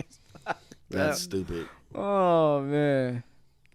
You are no child of mine. But you yeah, gotta be. people were fighting affirmative action in Harvard. but like, well, before you fight affirmative action, fight all these motherfucking fake ass, unqualified rich kids going to Harvard in the first place. Then we could work for something. There are points about a meritocracy. There is a point about, like, why don't we get the best students for that position? But sometimes some of the other students need that opportunity to get there. But, I'm not a fucking politician. I'm trying to run a fucking utopia system. I'm just giving you guys a little news and shit like that. So Varsity Blues, that shit's funny. And I can't wait to see Aunt Becky in the halfway house. But no Michelle, no Uncle Jesse, no Uncle Joey, no DJ, no Stephanie. You're so stupid. Oh, man. That full house is going to turn a halfway house real quick. Dude,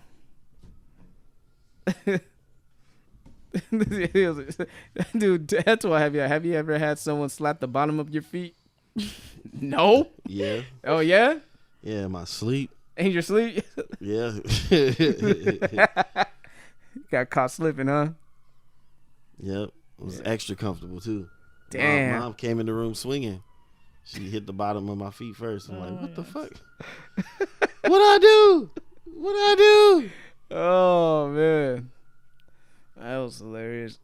All right, so we're gonna take some questions from. Oh, actually, we have an NSA, right? Mm-hmm. All right, we got an NSA from Nessa's coming up next. That was my nothing to save segment. The mass shooting and rich people getting caught up in scamming. Scammers gonna scam. Scammers gonna scam. So we got an NSA coming right up with the beatbox eating music from Kenley. You guys can't hear it on the live, but when we play it, you guys will hear it tomorrow.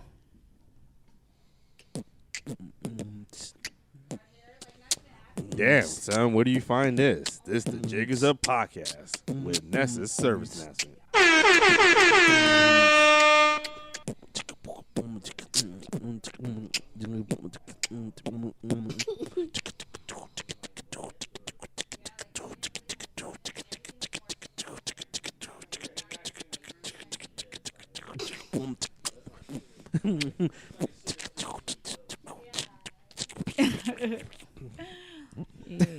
Y'all gotta hear that.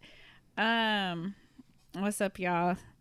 Sorry, I'm a little tired, trying not to fall asleep on here, but I had Don't fall asleep. Had a long day. Anywho, so can you have my thing ready too? Have your okay. Mm-hmm. So pretty much, this NSA is on cell phone usage while just being in someone's presence, but how I presented it was I asked the question if it's hold on, let me word it exactly how I worded it. Cell phone usage, guys. Cell phone usage. Who likes using their cell phone? You guys watching this live? I know you guys do. What the fuck? Okay, here. She's looking for a question. So my question was, do men really think it's not rude to be on their phones while on a date? Okay, I already know people was probably like in their feelings, like, why it gotta be men? Why she going, you know what I mean? Because a lot of the people that responded were men. There were some women as well, but it was the majority men. But I have a reason for that, and that's why I'm going to give you my little backstory on this. Story time.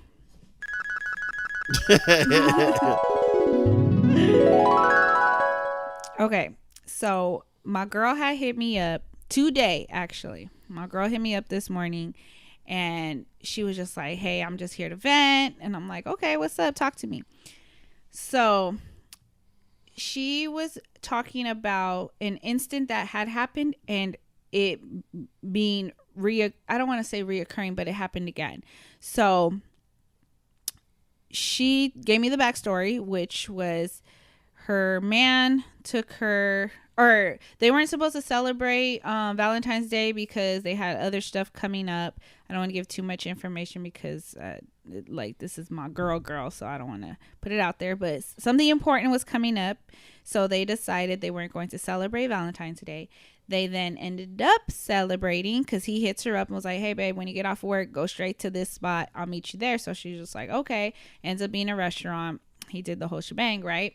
So they're having a conversation and his phone goes off and he answers it. So he's sitting there talking and at this point, she's kind of like, okay, this is embarrassing. We're on a date. It's one-on-one. Mind you, they don't really get to go on dates because they both have children. So they have 4 children all together. It's a blended family. And, yeah. And then when they are out and about, they're usually in a group setting. So it's usually when they're going to his friends gathering. And yeah, so they don't really get that one-on-one time. They finally do, which he was the one that insisted. And ends up being on his phone. So he was talking on his phone. Later on, next thing you know, he's scrolling on his phone, stuff like that. So she just like, okay. So she feels some type of way, but doesn't say nothing. Fast forward to today. Well, yesterday he had hit her up and was like, oh, babe, let's go to brunch. I'm off, And she was like, okay. So they end up going to brunch. And again, it's just them two. As soon as they sit down to eat, this fool gets on his phone.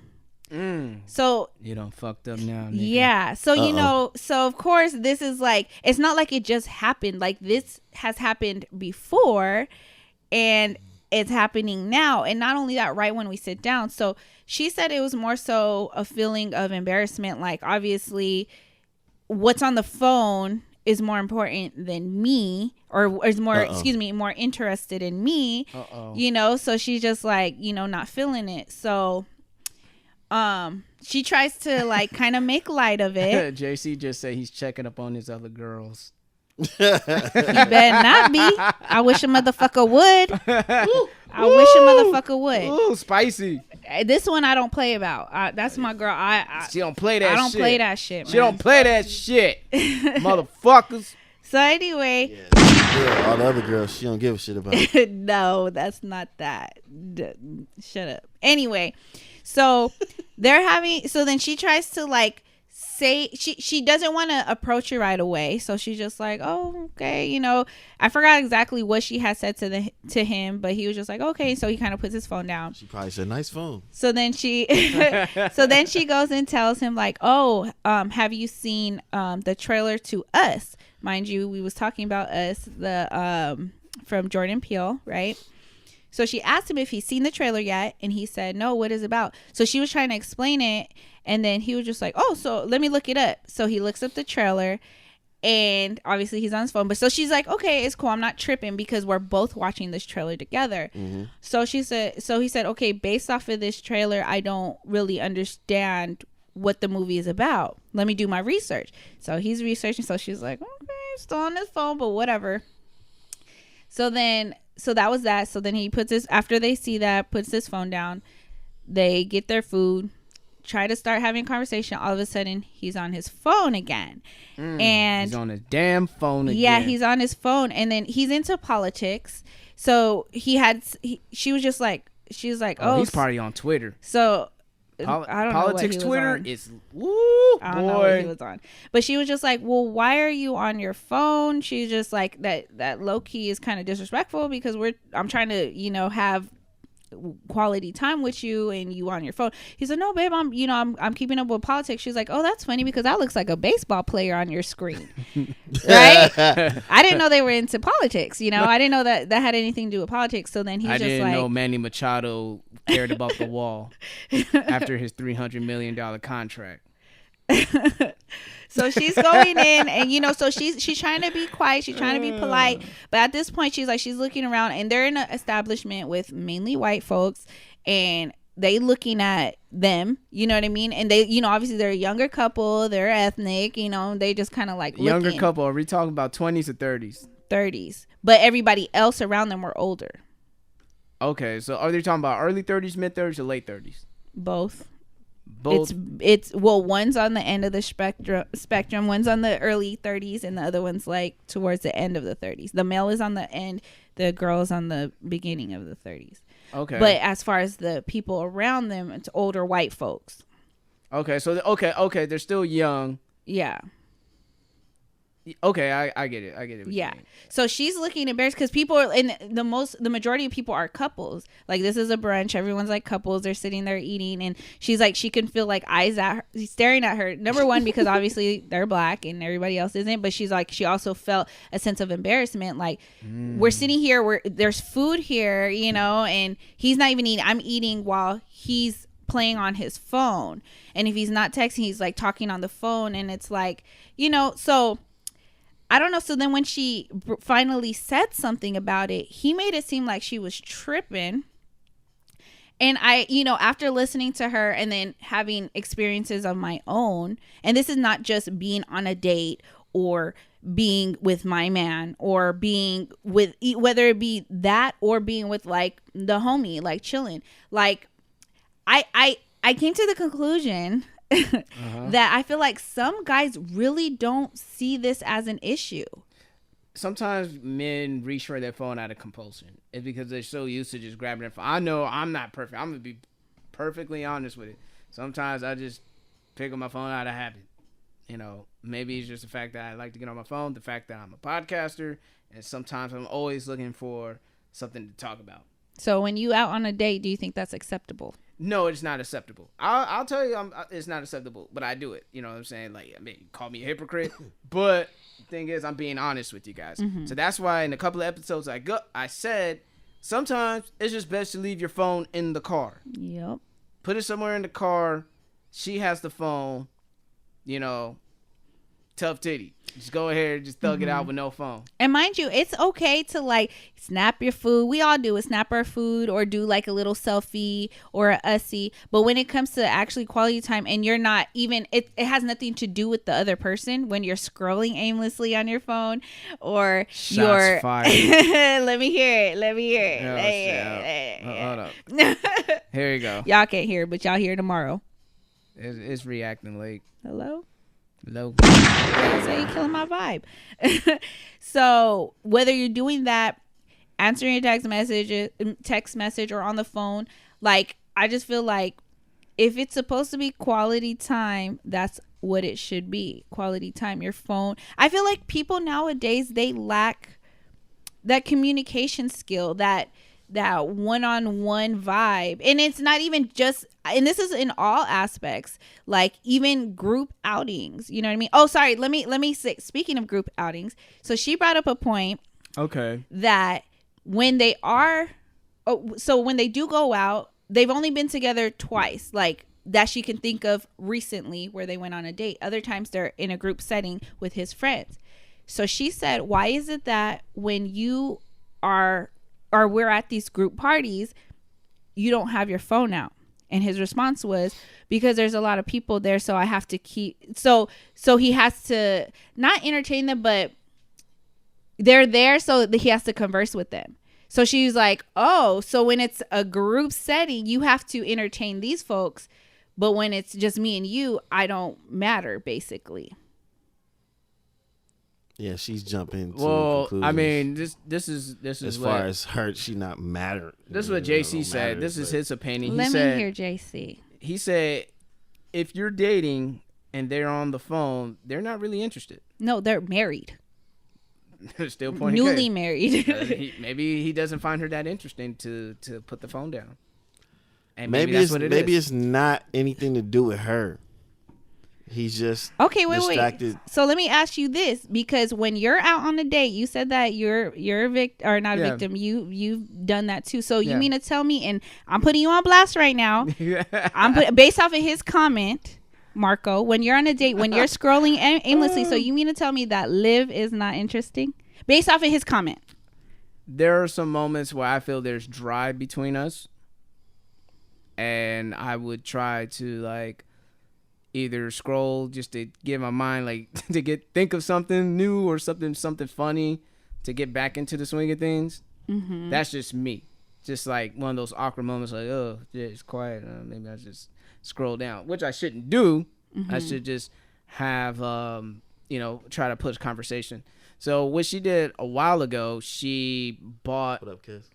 she bought a deck of cards, and the deck of cards are basically just for couples to just talk. And they pull out questions. It's like a gang of cards, and you just pull out questions, and you guys talk and have conversations and all that stuff. So, but yeah, like I said, the phone could be a distraction. It could be a distraction. I mean, you could say like, no, I don't think it's not the fact that Liv was not interesting. It's just the fact that I'm so used to being on my phone, being by myself. And that's why, it's kind of like Linus with his blanket. It's his comfort. It's his comfort blanket. And, that's why I suggest, like I said a couple episodes ago, and I'll say it again, leave your phone in the car. Shout out to the homie Julian. He's on the live right now. What's up, Jules? He has a question. Okay. Can people sometimes take someone for granted? Basically, when they're on their phone a lot and all that stuff. Yeah, I mean, some people could do that. People would be like, oh, she'll be here or he'll be around. Who cares? They ain't gonna go nowhere. Yeah, definitely. Yeah. I feel like people get taken for granted a lot.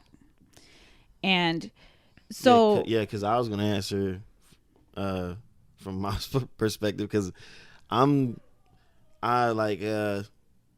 there was a time where I was kicking it with Julian, where I found myself on my phone a lot. I'm like, yeah, let me put this motherfucker away, man, because we kicking it, and he's telling me about some shit he going through and shit, and I should be listening, giving my full attention. But like as far as being out on a date, it's usually the other way around.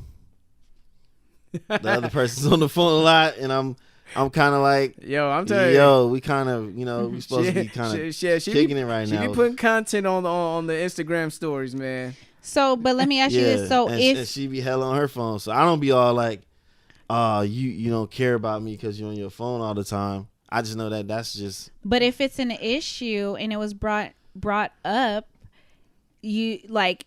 Don't you think that maybe next time it's brought up again, because you might have, like you said, like you don't do it on purpose. It's just out of habit. Yeah. And then she brings it up again. Like, would you be like, oh, you tripping? Or obviously, if she has an issue with it and she doesn't ask for much. Now, I'm not talking about your situation, but I'm saying if you know that you're a woman or a man, don't ask for much. But when all they want is your time, at least in that moment, like, how is that considered like someone tripping or somebody reaching? When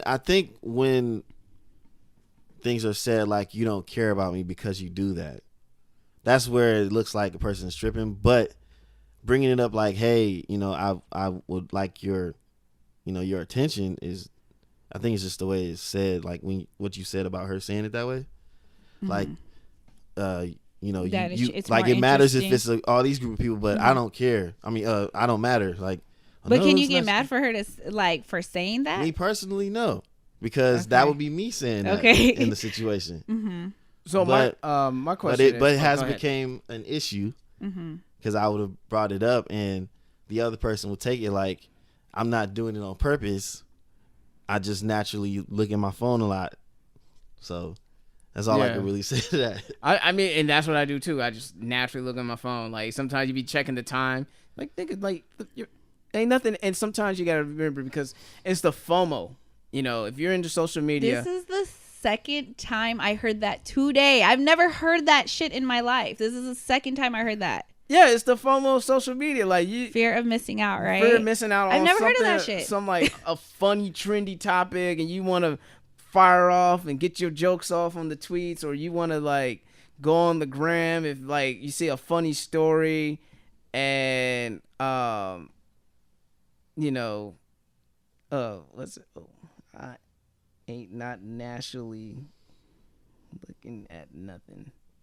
Oh, my bad, babe. She on the chat. Careful now. Gotta be careful what I say. But JC did put up a point. Okay. He said, he asked about if now that they're married, he should correct that. So only because they're married? Huh? Only because they're married, he should correct it. So even if they were just boyfriend and girlfriend, and this is my question to him. So because they're married, that's the only reason why he should correct it, not because for any other reason? I mean, I'm not answering for him, but if you were to ask me that question, yeah, he's married. Like, this nigga made a vow between God and his family. Boyfriend and girlfriend is still trial error, but it depends on how much they care about each other. If the boyfriend's willing to make those changes because he cares about her and potentially see marriage in the foreseeable future, he will make those adjustments. Now, if he doesn't really care about her, and it's just like, whatever, I'm just, going through the motions of dating, and, then it is what it is. It depends on the degree of how much the person cares. And he answered back, he said, yeah, they're spending their life together. So he got to act accordingly, because divorces are expensive. I just feel that. I'm just saying. No, I know. Breakups suck, but divorces are, woo. But I just feel I personally feel like, it shouldn't matter that you're married. I agree. It's out of respect to the other person. Yeah, I just feel like it's a respect issue. It's a respect thing. So basically saying, I don't respect you until we get married. That's basically what he's saying. I mean, it's not saying that. It's saying I'm not perfect. I'm working on this. But are you working on it? Not you. Well, in my experience, I've been told that. But I just feel like if it's been brought up on multiple occasions, I would actually dead it right then and there. And just all right, JC, have your question, and I will show, and then I'll have Nessa read it, so there will be no lost in translation about this whole thing. Olivia, are you asking me, babe, or are you asking Mark? She said, "What's working on it?" Oh boy. Oh boy, what is working on it? Yeah, it's funny. She's asking me, and I'm not the one in the relationship doing that shit. I'll be the one that cuts that off. I'm the one that has a problem with it. He said he's the one who has the problem with it. So basically, me and Dashay, or you and Mark are in similar roles, and me and Dashay are in similar roles. Yeah. She be on her phone a lot when we together, and I'll bring it up like, I'm right here. What's up? You don't got to be on your phone right now. It's entertainment all you need. It's easy. I say funny shit on the podcast. Fuck you mean? I make people laugh on a weekly basis. It's funny. She's not on none of these broadcasts right now. I would have loved her to be on here to explain herself. Okay, I'm going to read some of the people's responses, and then we can talk more about it. So this was from a male. He said, "No, it is rude. It's one thing to be checking the time versus searching the web." Another male said, "It's hella rude for anyone to be on their phones while out on a date." And again, to reiterate, the reason why I said men was because this was brought to my attention from a female, and this is multiple occasions from her, me, that I can, resonate with, and other women that I know. So I basically thought about it, and I'm like, maybe they honestly don't see a problem with it. You know what I mean? So that's why I posed the question. And I specifically said men because I feel like that might be a thing. You guys had said it yourself that you guys are stupid. You know what I mean? So maybe you really don't think that it is an issue. So that's what I was trying to get from. I don't know. But to be continued. Another. I want to shout out my cuz Cam.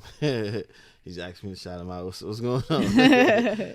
Shout outs to you, bud. Did you ask a question? He said. Oh, he has a question. Wait, what? Okay, my little cousin has a question. When you get married, should the male get a job or the female? What? You gotta explain, cuz, so I can be more specific. Hello. Okay, while he's explaining, I'll continue with the answers. Another male, he said, "Yes, it is. Yes, it is rude. To be on your phone while on a date shows a major lack of social and communication skills."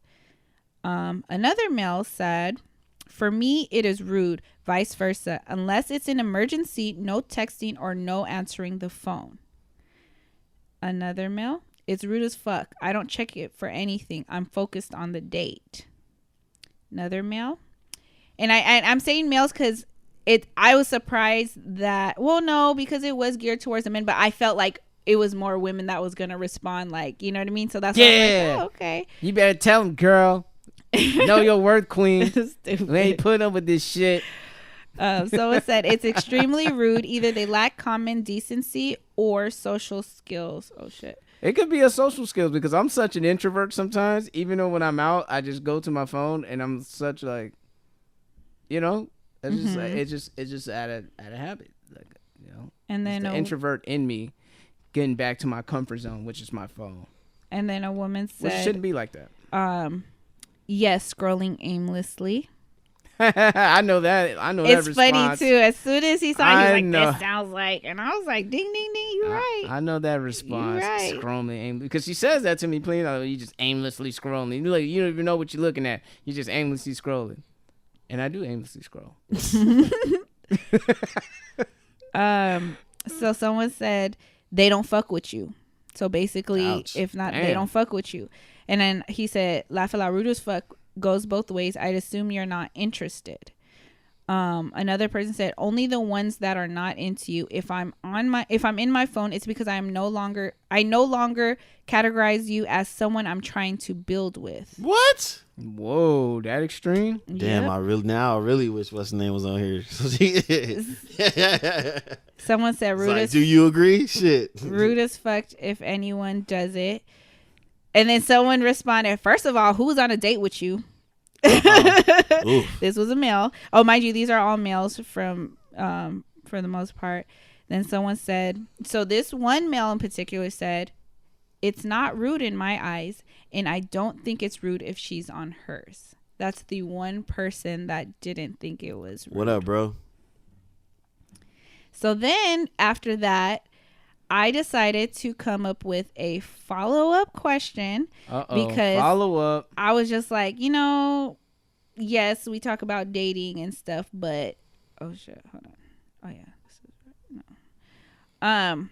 Yeah, we talk about dating, but where the fuck did it go? All right, the live stream for the Jig is Up is about to end in 2 minutes. Dang, girl, fuck your habit. All right, babe, let me work on it. Sheesh. Damn. She is like on one right now. Okay, so I said, is it still rude to be on your phone while spending quality time with someone? So it was basically the same thing, but I kind of flipped it. So not just being on a date, but spending quality time with someone. It wasn't gender specific. And the responses were yes. This was from a male, and from a woman said, yes, I believe it shows a lack of respect for that person and that person's time as well. A male said, if you're scrolling through IG, etc., yes. Responding to messages, no. So if you're responding to messages, it's not disrespectful or it's not rude. But if you're, But if you're on social media, then it is. Someone said, using your phone while in my company tells me you'd rather be elsewhere. Again, she also said, like, who doesn't understand this, that you have to keep asking, drop their ass. I guess I should be asking you that because this has nothing to do with me, baby. I don't do it. I'm just saying you do. A male said, Damn. yes, if it's our QT, quality time for those I don't know, what or who on the phone has enough status to interrupt our time? Question mark, exclamation point. And then last but not least, yes, if it's RQT. Oh no, that was the same. I don't know why it happened twice, but yes. So that was pretty much my responses that I received from that. I just feel like at the end of the day, I feel like as the as the time has evolved, I feel like more people are not really inclined to be on or like have that social one-on-one time. Like everybody's so social media driven, and we just lack the communication skills like we used to back in the day. You know, people would rather be online, they be on social media than to actually be out and about. And when they are out and about, what are they doing? They're on their phones, you know, and I also do that as well. You don't say. No. But it's honestly not that bad. And I think because, like I said, especially being in the presence of someone, whether it be friends, whether it be dudes, whether it be a date, whatever the case may be, I just don't like that what we're becoming. Like it's almost sad to me that that's pretty much what it is. Hi girl. she here for it. Oh, she jumped back on mine.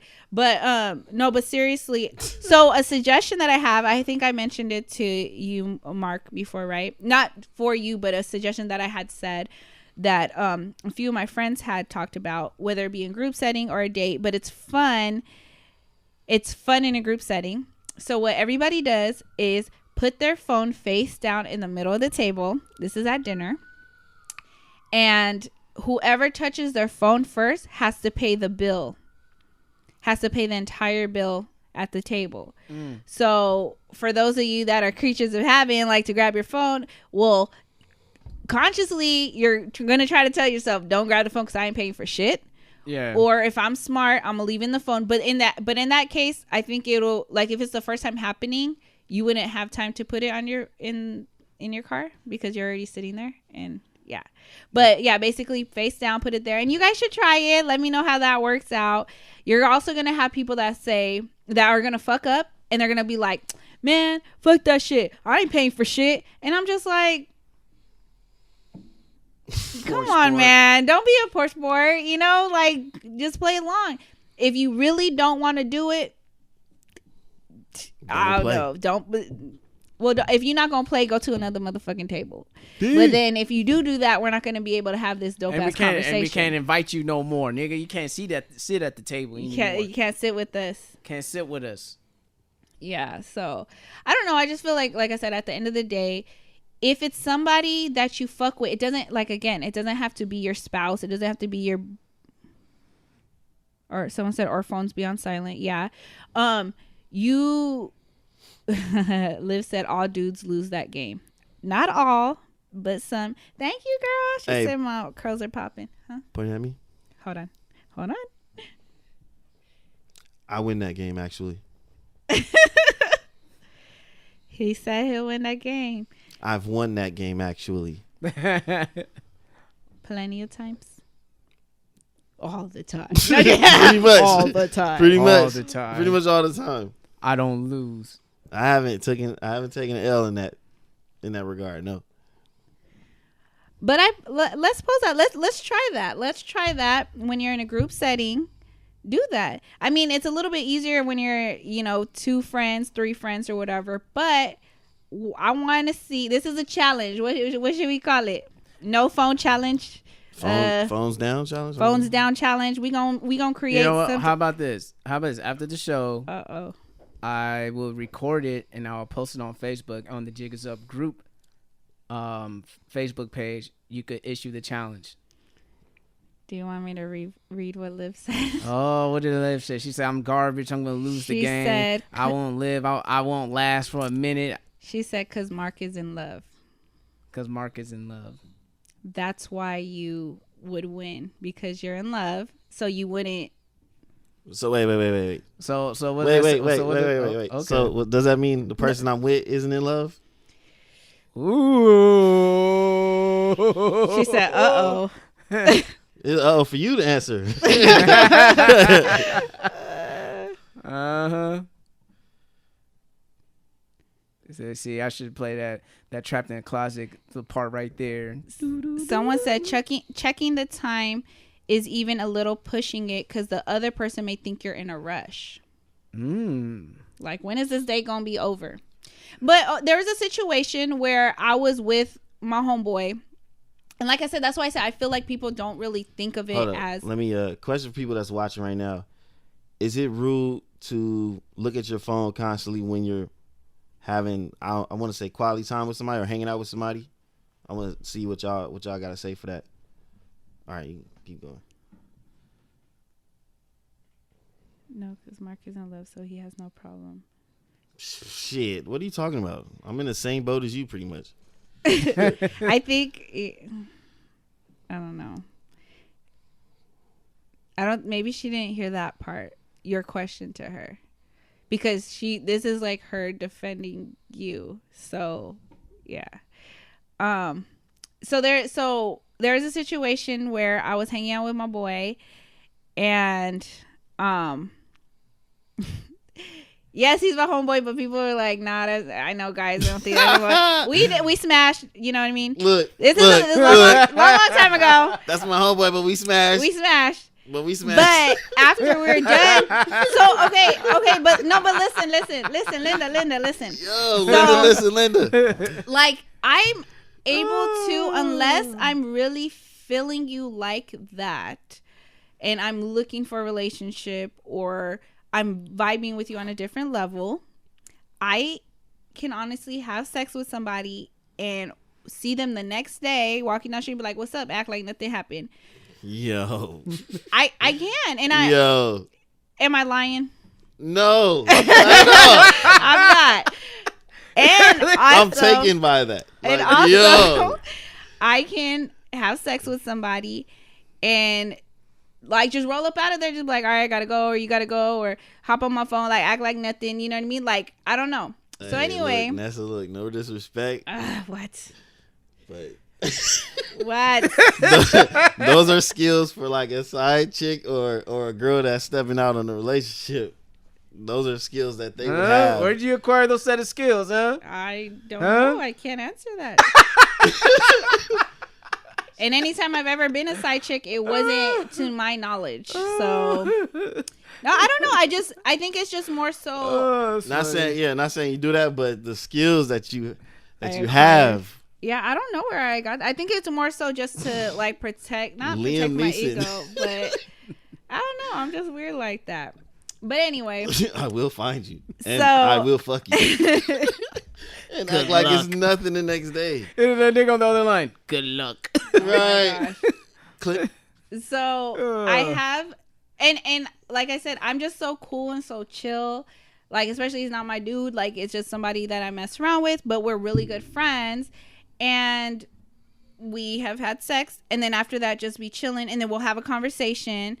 And the next thing you know, he's scrolling on his phone. And I'm just like sitting here like, okay, I know we cool, but you acting like we didn't just smash right now. Like, you know what I mean? Like, I thought there would be no emotion. No. Not even. Wait a minute. No, because that's when you turn the friend switch on. And like I said, it doesn't matter if it's a relationship, if it's a date, just quality time. Like, even, and you guys know about my other story, I'm not going to say on here, whether it could even be a female.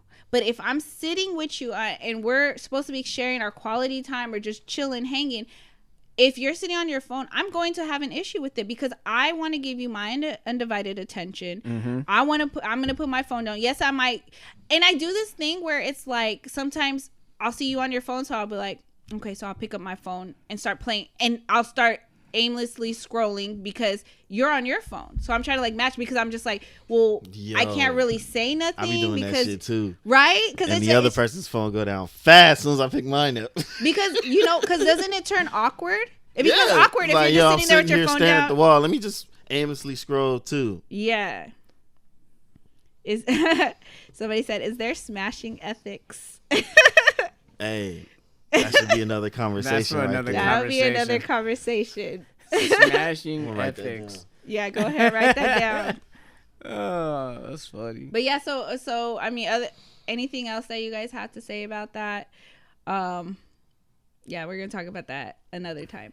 But anything else you guys want to add to that? Anything you want to add to the whole phone debacle? Yeah, I'm gonna take my own advice. Tomorrow, take your own advice. At 7, I'm leaving my phone in my damn car. Tomorrow at 7, you're gonna leave your phone in your damn car. Yep. And then what? And then after we're done, I'm gonna drive, or I'm gonna call a Lyft, go elsewhere, leave my phone in the car. If I'm driving, leave my phone in my car again. To the other place where we're gonna go. So what you gonna do if you don't drive? Because you said leave your phone in the car, but you might Lyft. Either I would turn it off or just go silent. But you know what? I'm gonna challenge myself. I'm just gonna go turn it off.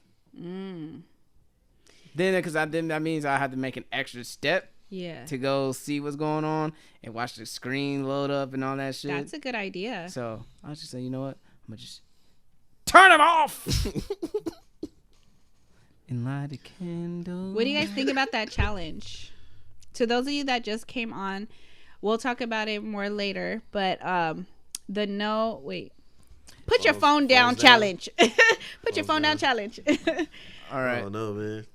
No, you don't know. I personally don't know because shit, I could fucking pick my phone up just not thinking about it. Like, yeah, fuck, I gotta pay the bill now. Like, Yeah, that's what I'm saying. Just for picking it up. Out of compulsion. But see, you but know that what I mean? that will train you to be like, nah, I ain't trying to keep picking up this tab. I'm You gonna get now leave you my get phone on off. I'm gonna leave it. You have at, alligator arms. Like, are we tipping or I'm not trying to pick up? Are you trying? Like, oh, you're not trying to chip? You tip, motherfucker? Nah, I'm not trying to pick up my phone. Kind of they say the expression the alligator arms when it comes to like paying the tab, the group and shit like that. So the question was asked: is the phone a symbolism to end the smashing so everyone go home? that's stupid. Is the phone the symbolism to end the smashing to go home? Damn, I thought it would have been like, hey, so what are you doing after this? After you Is got your Uber smashed. coming? Ask him, you got an Uber coming or Lyft coming? He's like, can you take me home? I'm tired. I'm tired. But this is not. But like it being your girl. That'd be your girl. Well, I'm asking for you guys. Well, okay. So I know you hopped on a little bit late, but basically we're saying that is it rude to be on your phone if you're on a date? And then the follow-up question was, is it rude or is it still rude to be on your phone even if it's not a date, but you're spending quality time with someone, whether it be a friend, a group of friends, or a relationship? It depends on the situation. Like if you're in a group of friends and everybody's like on their phones to post on social media, like everybody's on Snapchat or on their Insta stories, then I don't see no problem with that because you're including your friends into it, and you guys are recording and sharing a real experience that you guys are having together for the world. But now if everyone's just aimlessly scrolling, then that's the problem right there. It's the aimlessly scrolling that builds problems when you're having quality time with your significant other when you're on their phone. So we gonna do better? We're gonna do better. We're gonna do better. I don't know. Liv keeps saying no. No, Marco doesn't. I don't know what she's saying no to. No? She's saying no? Yeah, I don't know. She's probably drinking. Probably. Oh, and then so someone said. Is that wait? Someone said Is yes. that a shot? She's probably drinking. Uh-oh. Is that a shot? She's probably Literally. drinking. Yo. Literally and figuratively. So someone said yes, unless we're on Pinterest planning dinner or vacation. So it's rude unless you're on Pinterest planning dinner or vacation. Now they're gonna find out that like the degree is like no, it's not rude unless you're actually making a reservation. See, we planned this vocally. This wasn't on Pinterest. So therefore, because like I said with her, it wasn't an issue when they were talking about the movie trailer to us. Or see, what else you can do? You could like aimlessly scroll and you see a funny video that went viral. Wait, who are we throwing in the trash? And you can like look at it like, hey babe, go look at this video. This is hilarious. So it's okay. So it's okay. So it's okay if you include them basically at the end of the day. I think it's okay if you include them. If you include them, either you should show them a trailer. If you show them a funny video that you think is funny, and after that, probably put the phone down, because then that get you, because amusing them and entertaining them, what you saw online, it's probably used as a muse to just keep doing what you're doing. You know what I mean? It's like, oh, she laughed. It gave me a pass to keep scrolling till I find the next funny thing I think is entertaining that we could share together. When all in the while, you guys should just like after you that one entertaining moment that you shared online, could just put it to rest and start entertaining each other. But yeah, getting long-winded. What about you? Anything? Any closing words or to end this? Put your phones down. Put your phone down challenge. Phones down. Yeah, I don't have nothing really deep to say about that. Like, if you notice yourself, heads up, phones down. Heads up. Okay. No. That's corny, but we can do it. I'm shit. I don't know. Excuse me. yo, you ain't like that. No, but I don't have nothing deep to say about it. Just put your phone down if you notice that the other person, like if you with one other person and you're on your phone a lot, put your phone down. Put it in your pocket or something. Put it away where you gotta work hard to go get it, because then you remind yourself why you put it there. Like, oh yeah, I'm with somebody right now. Mm-hmm. I don't know. Of course, JC, it's okay if you share her the Jig Is Up pod. That's the only time you should be on your phone. Look, that's the only time you should be on your phone if you're sharing your significant other the Jig Is Up podcast. If you show them how to subscribe, if you show them how to subscribe on YouTube, fucking follow on Spotify and all the other platforms that we on, that's acceptable. You got our okay with it. Gotta get that plug in. And so suggestions to those that just hopped on. We're, like I said, we'll talk about it more, and we're gonna create a challenge, the Put Your Phone Down challenge. Another one you said was a deck of cards with a bunch of questions, right? Yeah. She bought that a while ago. And it's just questions about just life like or relationship. just like just all kind of like hey, you know, it just asks you all kinds of questions that you actually got to think about it too. It's like, yeah, that's a question. Mm-hmm. Yeah, and it's like they're very, very good conversation starters. Yeah, someone said you got to have deep conversation. Deep conversations. All right. Yeah. What time is it? My battery's running low, and it's 10. So that was the wrap up. That was the wrap up. The NSA. Thank you for sharing, Nessa. You're welcome. Sorry if I got y'all in trouble. Or we'll be all You'll right. be in trouble. We'll be all right. She know what it is. Uh-oh. Okay. She know we're good. Whatever. We'll see y'all. Unless she got an issue with this. Episode will be out on Wednesday. We're going to continue, do our little final part of the episode. I think we're giving you a lot of content on this live, and it will be available tomorrow. So be on the lookout for that. All right. Nam had a question for you, Nessa. Uh-oh. Nam had a question for you, and I think it was from last week's episode. He said, speaking of dicks and gapers from the last pod, I have a question for Nessa.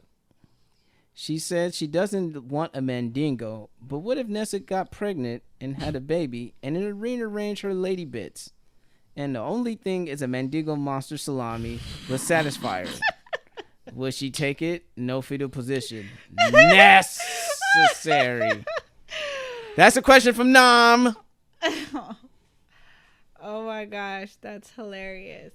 So You get pregnant. I get pregnant. The baby rearranged you. The only thing you can only accept to make you feel full is your old boy that you can call now. So the funny thing about that is, due to our body parts, it's going to snap back. I'm not going to be loose forever, because that's what that sound like. I'm just going to be loose. If only the only person that can satisfy me is a mandingo. A bitch fucking loose as fuck. A bitch ain't got no more walls. That shit's going to be temporary. At least I hope. I ain't got no babies, but from what I heard, that shouldn't last forever. Where's the guns at? Because I feel like these are shots for females that look for these dingoes. Number one, them bitches was either lying, Or they number loose. two, they loose as fuck, loosey goosey. The two L's right there. You either lying or you loose. Yes. Bitches taking L's regardless. Not I though. Hoes Not I with- said the cat. Hoes with hallways. Hoes with hallways. Holes with hallways. Is that the title? No. Holes with hallways. So to answer your question, Nom, you're ridiculously crazy, unrealistic question. I mean, I would call that unrealistic. But, hey, That's unrealistic because I feel like even then, like, and it's not like people mandingos just be walking around, like, you know what I mean. So I'm just saying. what? I hear females say that their bodies aren't the same after having kids. I don't know if they're talking about their vaginas too, but the babies come out of there. So I know their breasts aren't the same after they breastfeed. yeah, Titties. Deflate. Yeah, like I said, I've only fucked with one dude that I don't know if you consider him a mandingo, but to my liking, he would be considered that. And he's not somebody that I fuck with that often or that I would want to spend The rest of your life. yeah, with? so I think the I would. agony every night. So I think I would Dug just out. be. I would just be shit out of luck. SOL. Yeah, and if I did fuck a dude, he wouldn't be satisfied with me. Apparently, and if that was the case, what he's saying, because I'm not gonna just find no mandingo. Like, Pause. Yeah, because like look, because look in that regard, it's like, wait a minute. So whoever I'm with, she has my kid, and I don't fit her no more. Nigga, what? yeah, because what if that's really my man? Like, what if that was my husband? Like, so I'm just not gonna be satisfied for the rest of my life. I don't know. I can't have all that. Uh-oh. Hey. I'm betting on that snapback, I guess. I have to go to the doctor, get surgery, something, because I ain't. Dr. Miami, help me. Right. Shit. Or a case of extends or something. Yeah. Isn't that Ain't nobody gonna be your mandingo but me. Is that gonna only make you last longer, not like make your shit grow bigger? There's some pills out there. I don't know if it extends exactly, but they say I'm pretty sure it was extends talking about that it improves your size. I'm pretty sure. Because homie, look, I kid you not. When I was younger, I was like, look, if I don't got a big dick when I get older, I'm doing something. I'm taking something. I'm taking something. I'll be damned if I continue to walk this earth. So you did want to learn how to like massage or like do other compensating I'm things. gonna learn all that. Like eat the box all nice and shit. Yeah, but that can't be the thing that makes up for it. No, I want that to be extra credit. Yeah. It's like, no, I gotta have a mean stroke game too. I can't just be like, oh well, the stroke was mediocre, but the head was great. I don't want no girl walking around saying that shit. Well, so what would you rather have? Like a weak stroke game, like, you know, girls like, oh man, he got a good size, but the stroke game's kind of weak, or like, he all right, but you know, it gets the job done. What does that mean? Does that mean I'm bigger, but I can't? But my stroke game is not as strong, but Yeah, or but I'm smaller and my stroke game is better than. Yeah. But you still like you get the job done. So it's like, girl, he's not that big, but he gets the job done. I mean, if gets the job done mean that she's really fucking with it, then I'll take that. You know, medium size means. But the thing is, man, them girls be using that shit against you when they get mad. Yep. And they pull out the little dick claim on you. And I'm like, who you think you yelling at with your little ass dick? Oh my gosh. Yeah, you have them bent over and remind them. Remember that shit you was saying about my dick? Man, that's why. What? That's why I had to take it back to Horrible Decisions. When Mandy, you know, she's like, oh, I love 24/7's dick. He's all big and all that shit. And now she wasn't fucking with him. And then she had to fuck with Felon Bay. And Felon Bay was like, she said he was medium. What the fuck is? Yeah, she said he was about like 6'6" and 6.5", just about average size. To her, she likes like 8.59s. That's what she likes.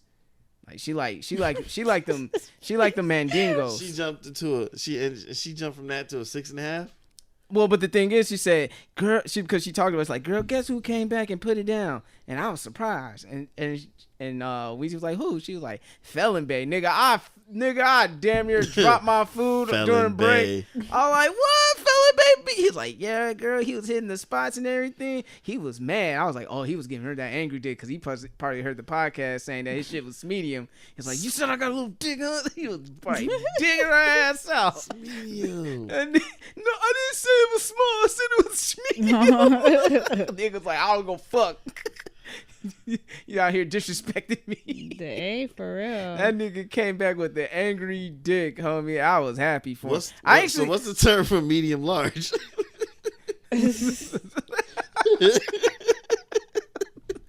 Oh shit.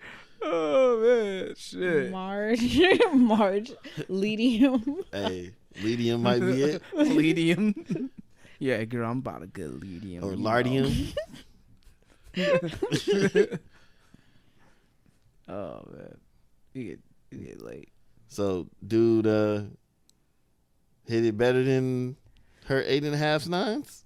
Well, I don't want to say that he hit it better, but he surprised her. Yeah, like he was hitting some angles. You know, like you mentioned last week, like man, I hit some angles or some them shit. angles begin you. But I ain't no fucking 6.5 though. So I was like, hey, you hitting them angles, shit, fucking hit them angles. So Yep. you know, I'd still like if I was like Mandingo big, where all these chicks were talking on Twitter, on a Twitter thread. I'd still be trying to hit angles, even though that it would probably be killing them. they be going to the hospital and shit. They send her ass to the hospital. Yeah, and you know what? It was a crazy thing. No pause because I had a homie, who were around town. He was well endowed and shit. And he told me one of his conquest stories. And the sadder side about being that big, sometimes you can't finish. Sometimes old girl taps out too early, and you can't not get your nut out. I mean, After all the shit she's talking about, like the dude's hitting it. She's like, I can't handle it no more. The dick's like, like to the point that he even told me there were times that he whipped it out on girls, and girls were like, nah, I can't do it. That would definitely be me. She's like, I'm sorry. It's nice. But... Foreign exchange student. Oh no! And we're not talking about Tingalo either. Oh, but yo, so I mean, don't, hey man, there's a pros and cons to everything, man. Sometimes niggas with big ass dicks can't even, they get rejected because their shit too big. Sometimes it's like overqualified. Yeah, it's like going to McDonald's. Yeah, you can't get a job. overqualified for the position, And all you want to do is just get a check. Sorry, you're overqualified. So but I need this job. I haven't had a job in so long. Sorry, I can't.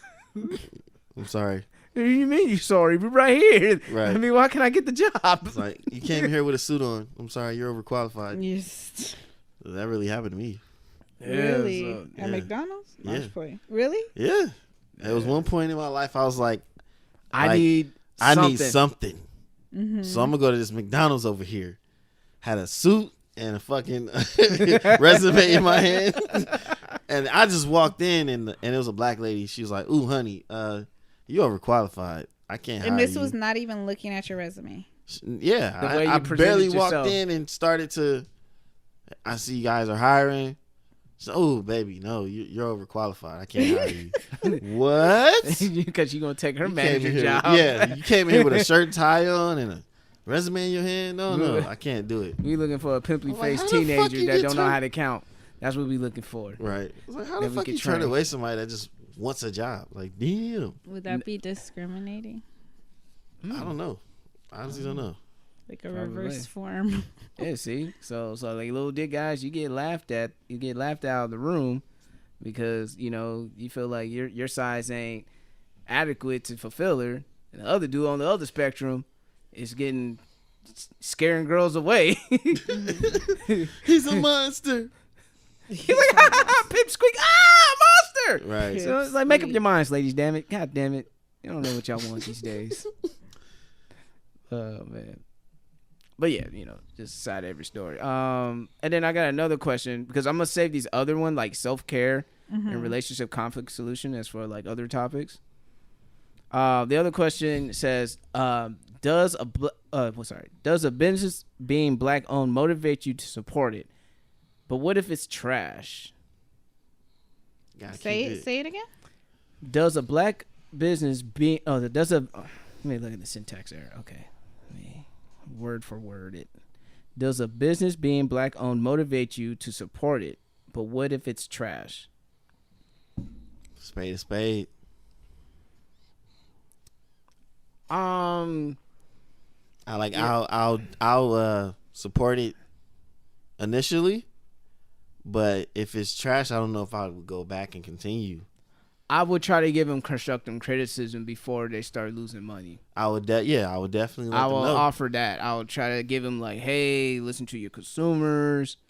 You know, maybe this may work a little bit for your customers. You know, just give it like, if anything, like for us, like if you guys want us to be a better podcast or something that you guys want to hear from us, let us know. Give us constructive criticism. We could, move the show in the trajectory of the demands of our majority of our crowd, that, crowd pleasing type of content, but still with our integrity of us being us at all times, of course. And, of course, I mean, and then black owned businesses don't usually have all of the resources as their white counterparts, that's been doing businesses for centuries, opposed to a startup that's been doing it probably like for 5 or 10 years, so that's another thing that you have to take into account. I know when I went to We Buy Black and I bought the toothbrushes. Oh yeah. And I could have easily I can't fuck with them because they ain't got no electric toothbrush. But maybe this is the step they need to make enough revenue so they can move on to electric toothbrushes. Because sometimes we're just starting out. Like you need to gain some revenue in order to move on to the next level. But right now, this is who they are. This is what they're starting with, and they're working with what they have. That's how I see it. Yeah. But to answer the question directly, yes, I will support it even if it's trash, but I will give them constructive criticism before I take my money elsewhere. Y'all might hate me, but not you guys, but in general. But if it's trash, it's trash. Yeah. I'm so serious because it's like, okay, this is obviously not something that's similar to it, but I'm just gonna use this as an example. Okay. So like on Instagram, I follow people that I fuck with, either you're my friends or you're an acquaintance or whatever the case may be. I have scrolled through a few pictures or videos that I didn't care for, and I'm kind of like, well, just because I fuck with you, I'm not gonna like it because I fuck with you. I don't like it, so I ain't gonna double tap that shit. You know what I mean? The same thing with my money. You know what I mean?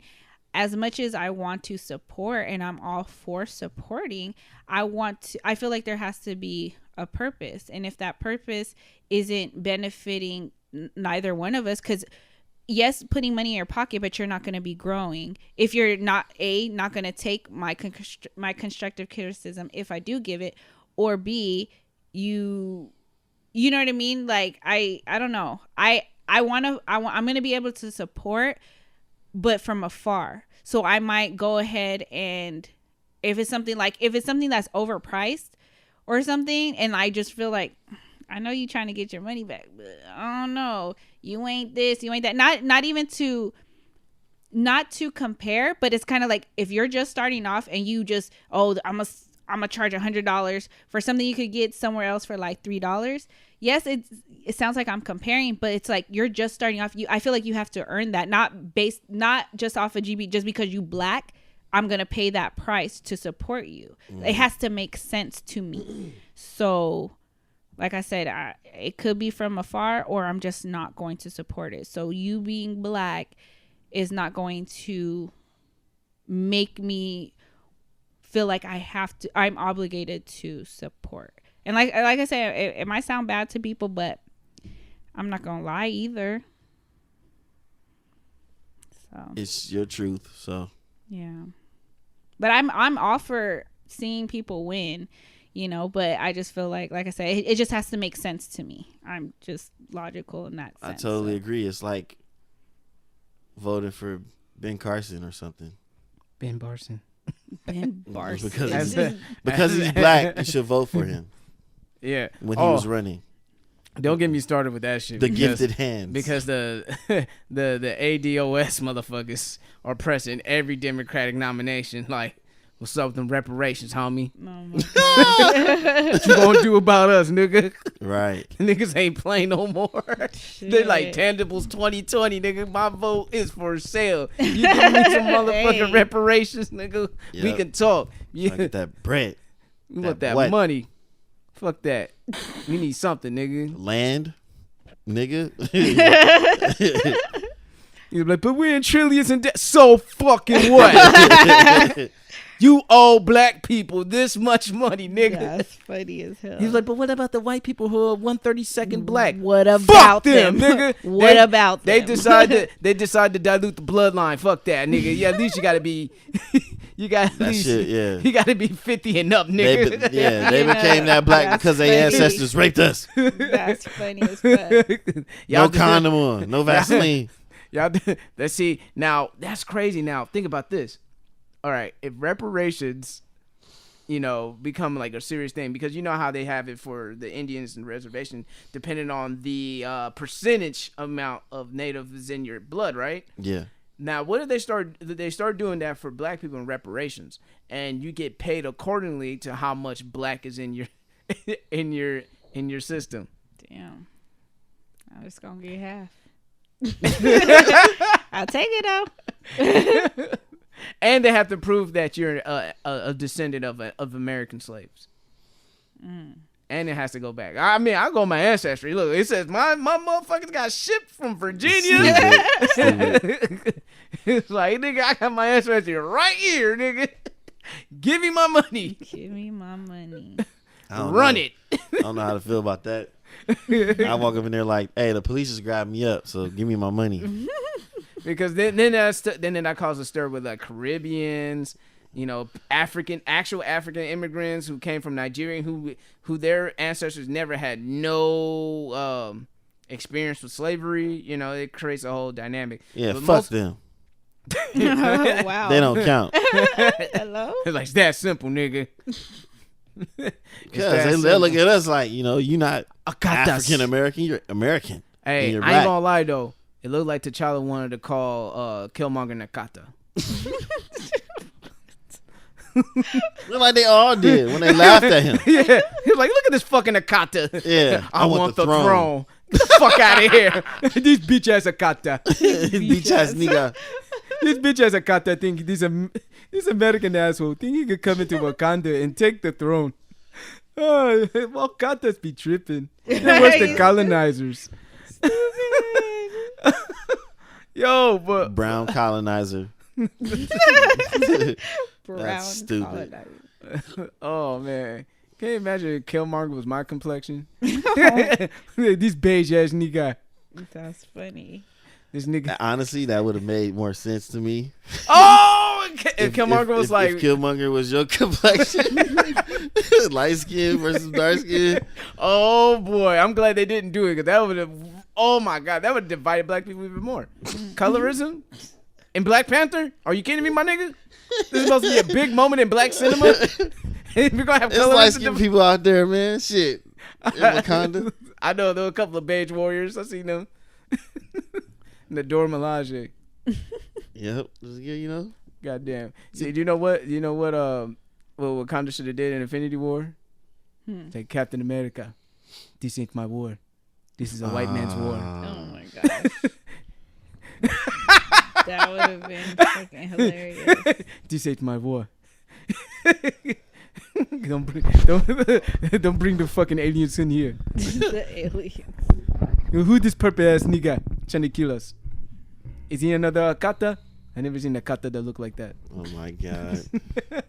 All right, let me stop saying it, because that's an offensive term that Africans say about black people, black Americans. If you guys didn't know that. Yeah, it's trash. Oh man, I can't with them, man.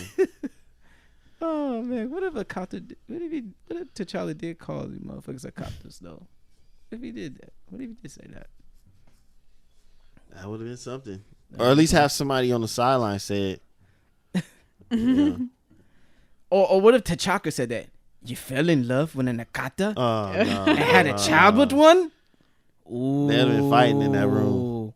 Ooh. It wouldn't last that long, but they would have been fighting. Ooh. That would have been. At least have Sterling swing on him and hit him in the mouth. Nah, homie, he still would have been dead, nigga. Cause you got you got the Dora Milaje right there, T'Chaka in fucking in his gear, Yeah. and then you got Shuri. He just would have caught him off guard while he was halfway saying it, like, "Pow!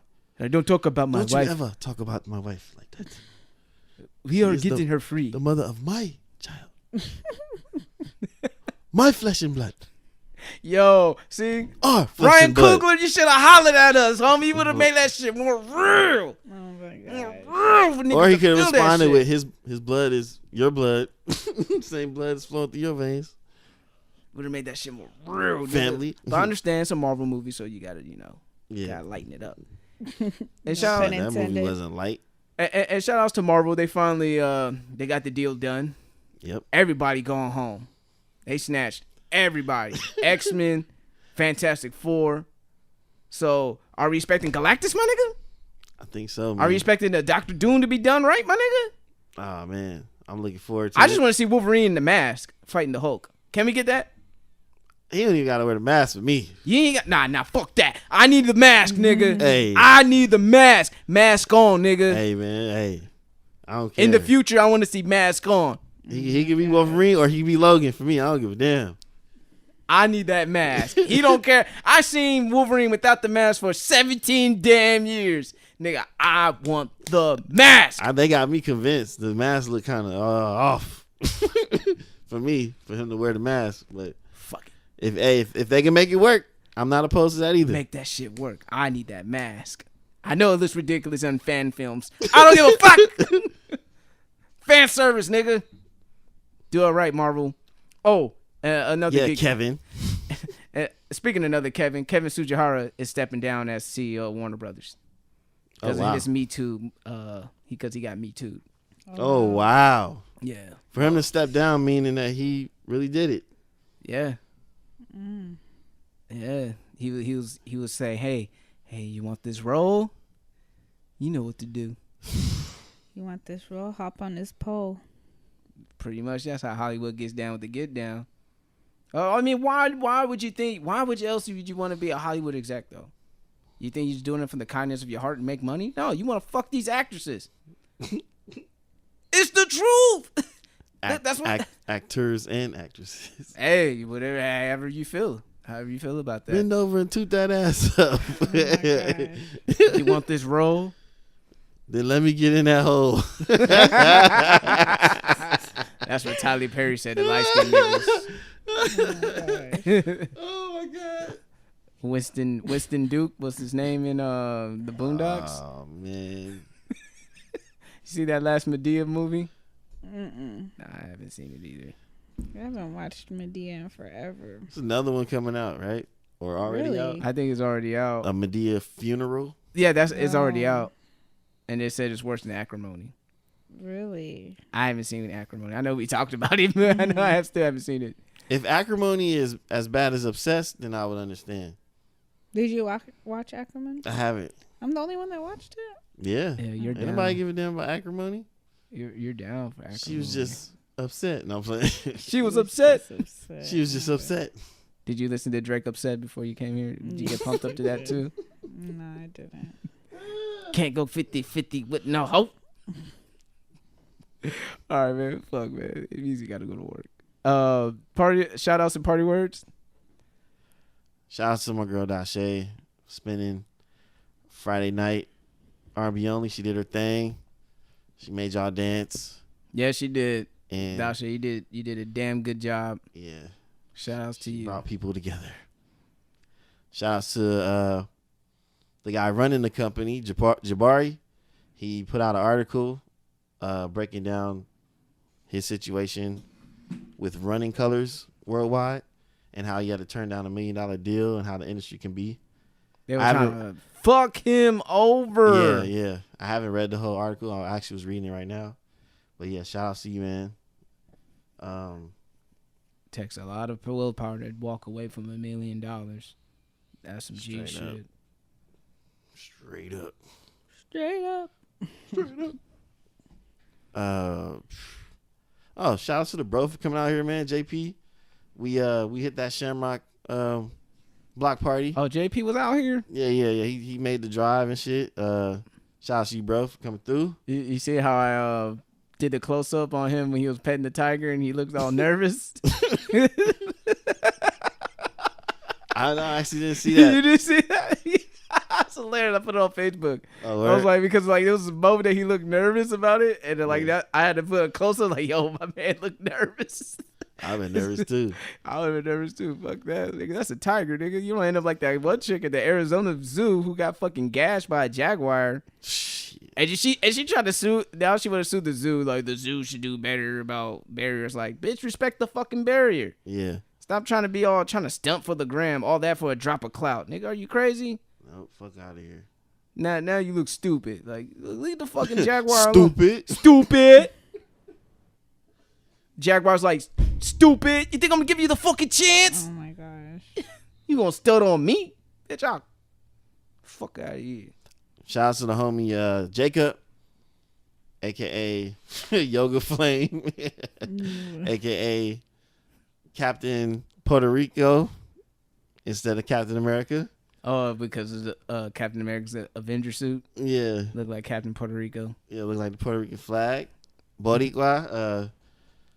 Yeah, his birthday is this weekend, so he's about to celebrate. Happy birthday, man. Shout out to you. And yeah, that's it. That's all my shout outs. For me, shout out to my homegirl Jeannie. Today's her birthday, so happy birthday to you. Not happy birthday, but shout out to everyone that participated on live and on my IG story. And shout out to everybody that's going to attend the event on April 2nd. Kmart. Speed dating. Kmart. Speed dating joint. You gotta go, Kmart. Kmart. I know you're not here, but You gotta show them that gotta beatbox show eat up. music. Shit, my ass gonna be there too. I think it's gonna be fun to see what that be like. Should go Kmart. You never know. Yo, go ahead. And I wanted to say this last week, but I totally forgot. But shout out to 21 Savage. I don't know if you guys heard that. He's offering jobs to 150 at-risk teens. 21. So 21 out here doing God's work. Yeah, no wonder they try to do yeah, lock they him don't up. want to see him win. They don't know. They don't want to see other black folks win. True. But yet and still, white folks get mad saying the shit's against them and they want to shoot people up. I just don't understand it.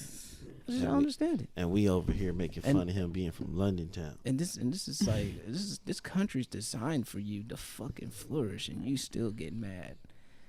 I don't understand you white nationalists. Maybe I should talk to a white nationalist. Like, yo, what the fuck is y'all problem? like, y'all.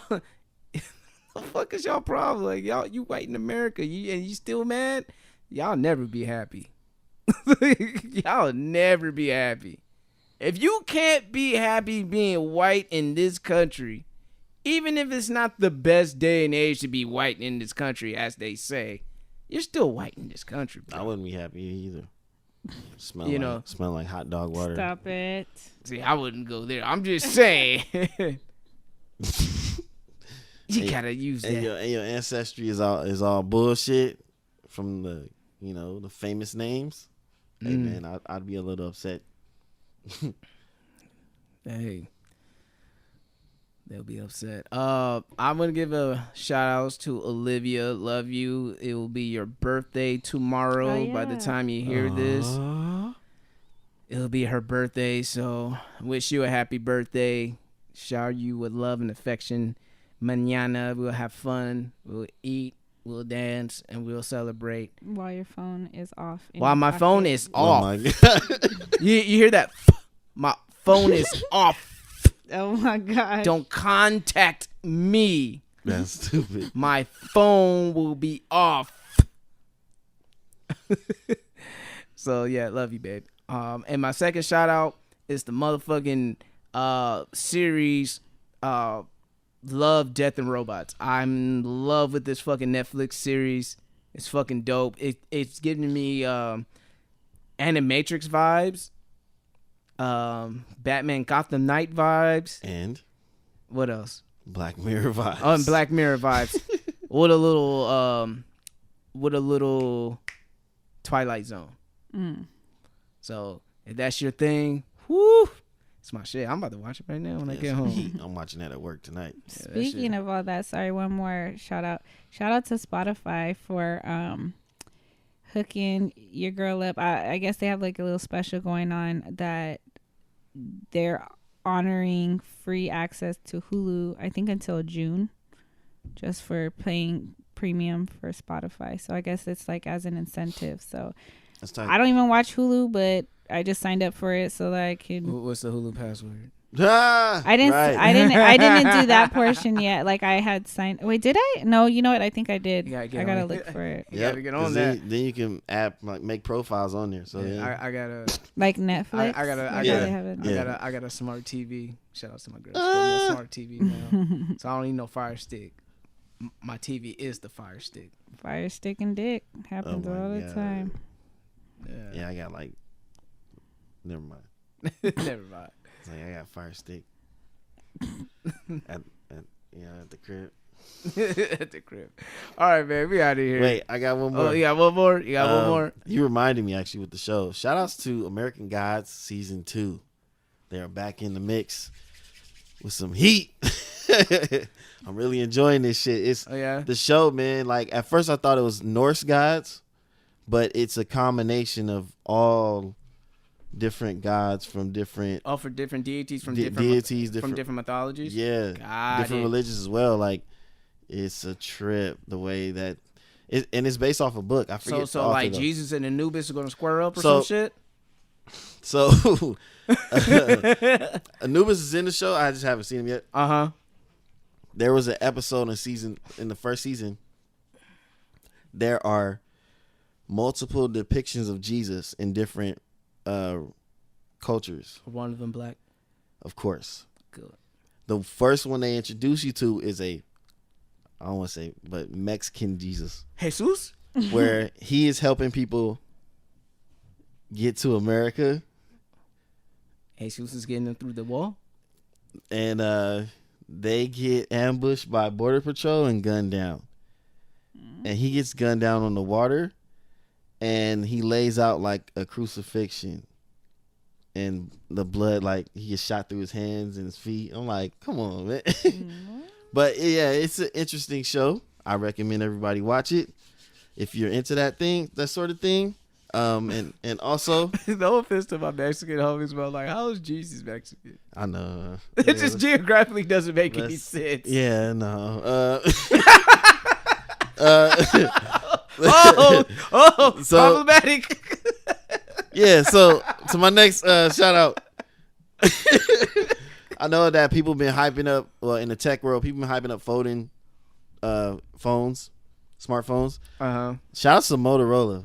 Okay. Hello, Moto. They're bringing out the Razr phone again, but it's a foldable Android phone. So the screen is foldable. Like like it looks like a flip phone when it's closed, but when you open it, it looks like your regular Android phone or smartphone. And I'm like, yo, that's for me. That looks like a game changer. Like you taking the old with the new and putting it together.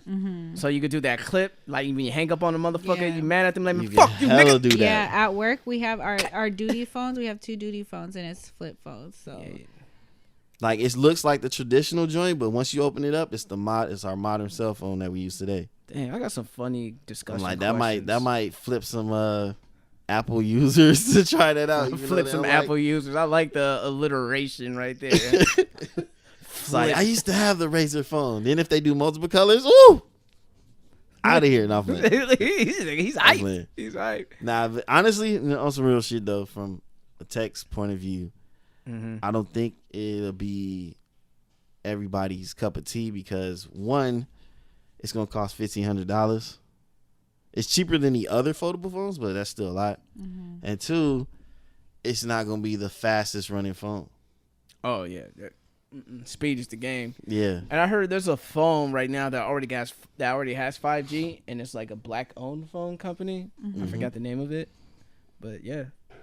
Yeah, like the processing power isn't gonna be top notch. Nah, yeah. And the battery, we don't even know what and the battery the be battery like. life is gonna be mad trash. Yeah, unless they put a battery on each side of it that flips. Yeah. We'll see what happens. Those are the first 2 things I was thinking. I'm like, how the fuck they gonna do that? Back to the drawing board, my nigga.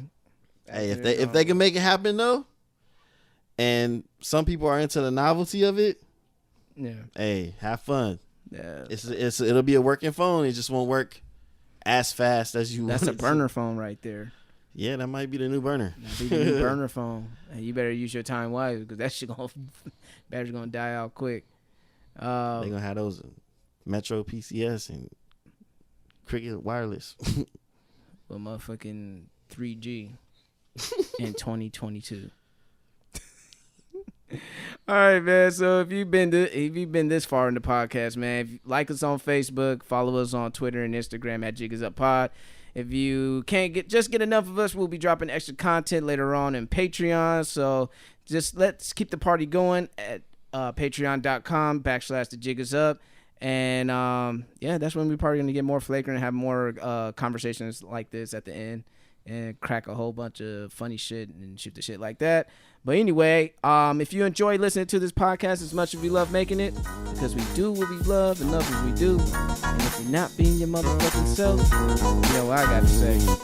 The jig is up, and we out.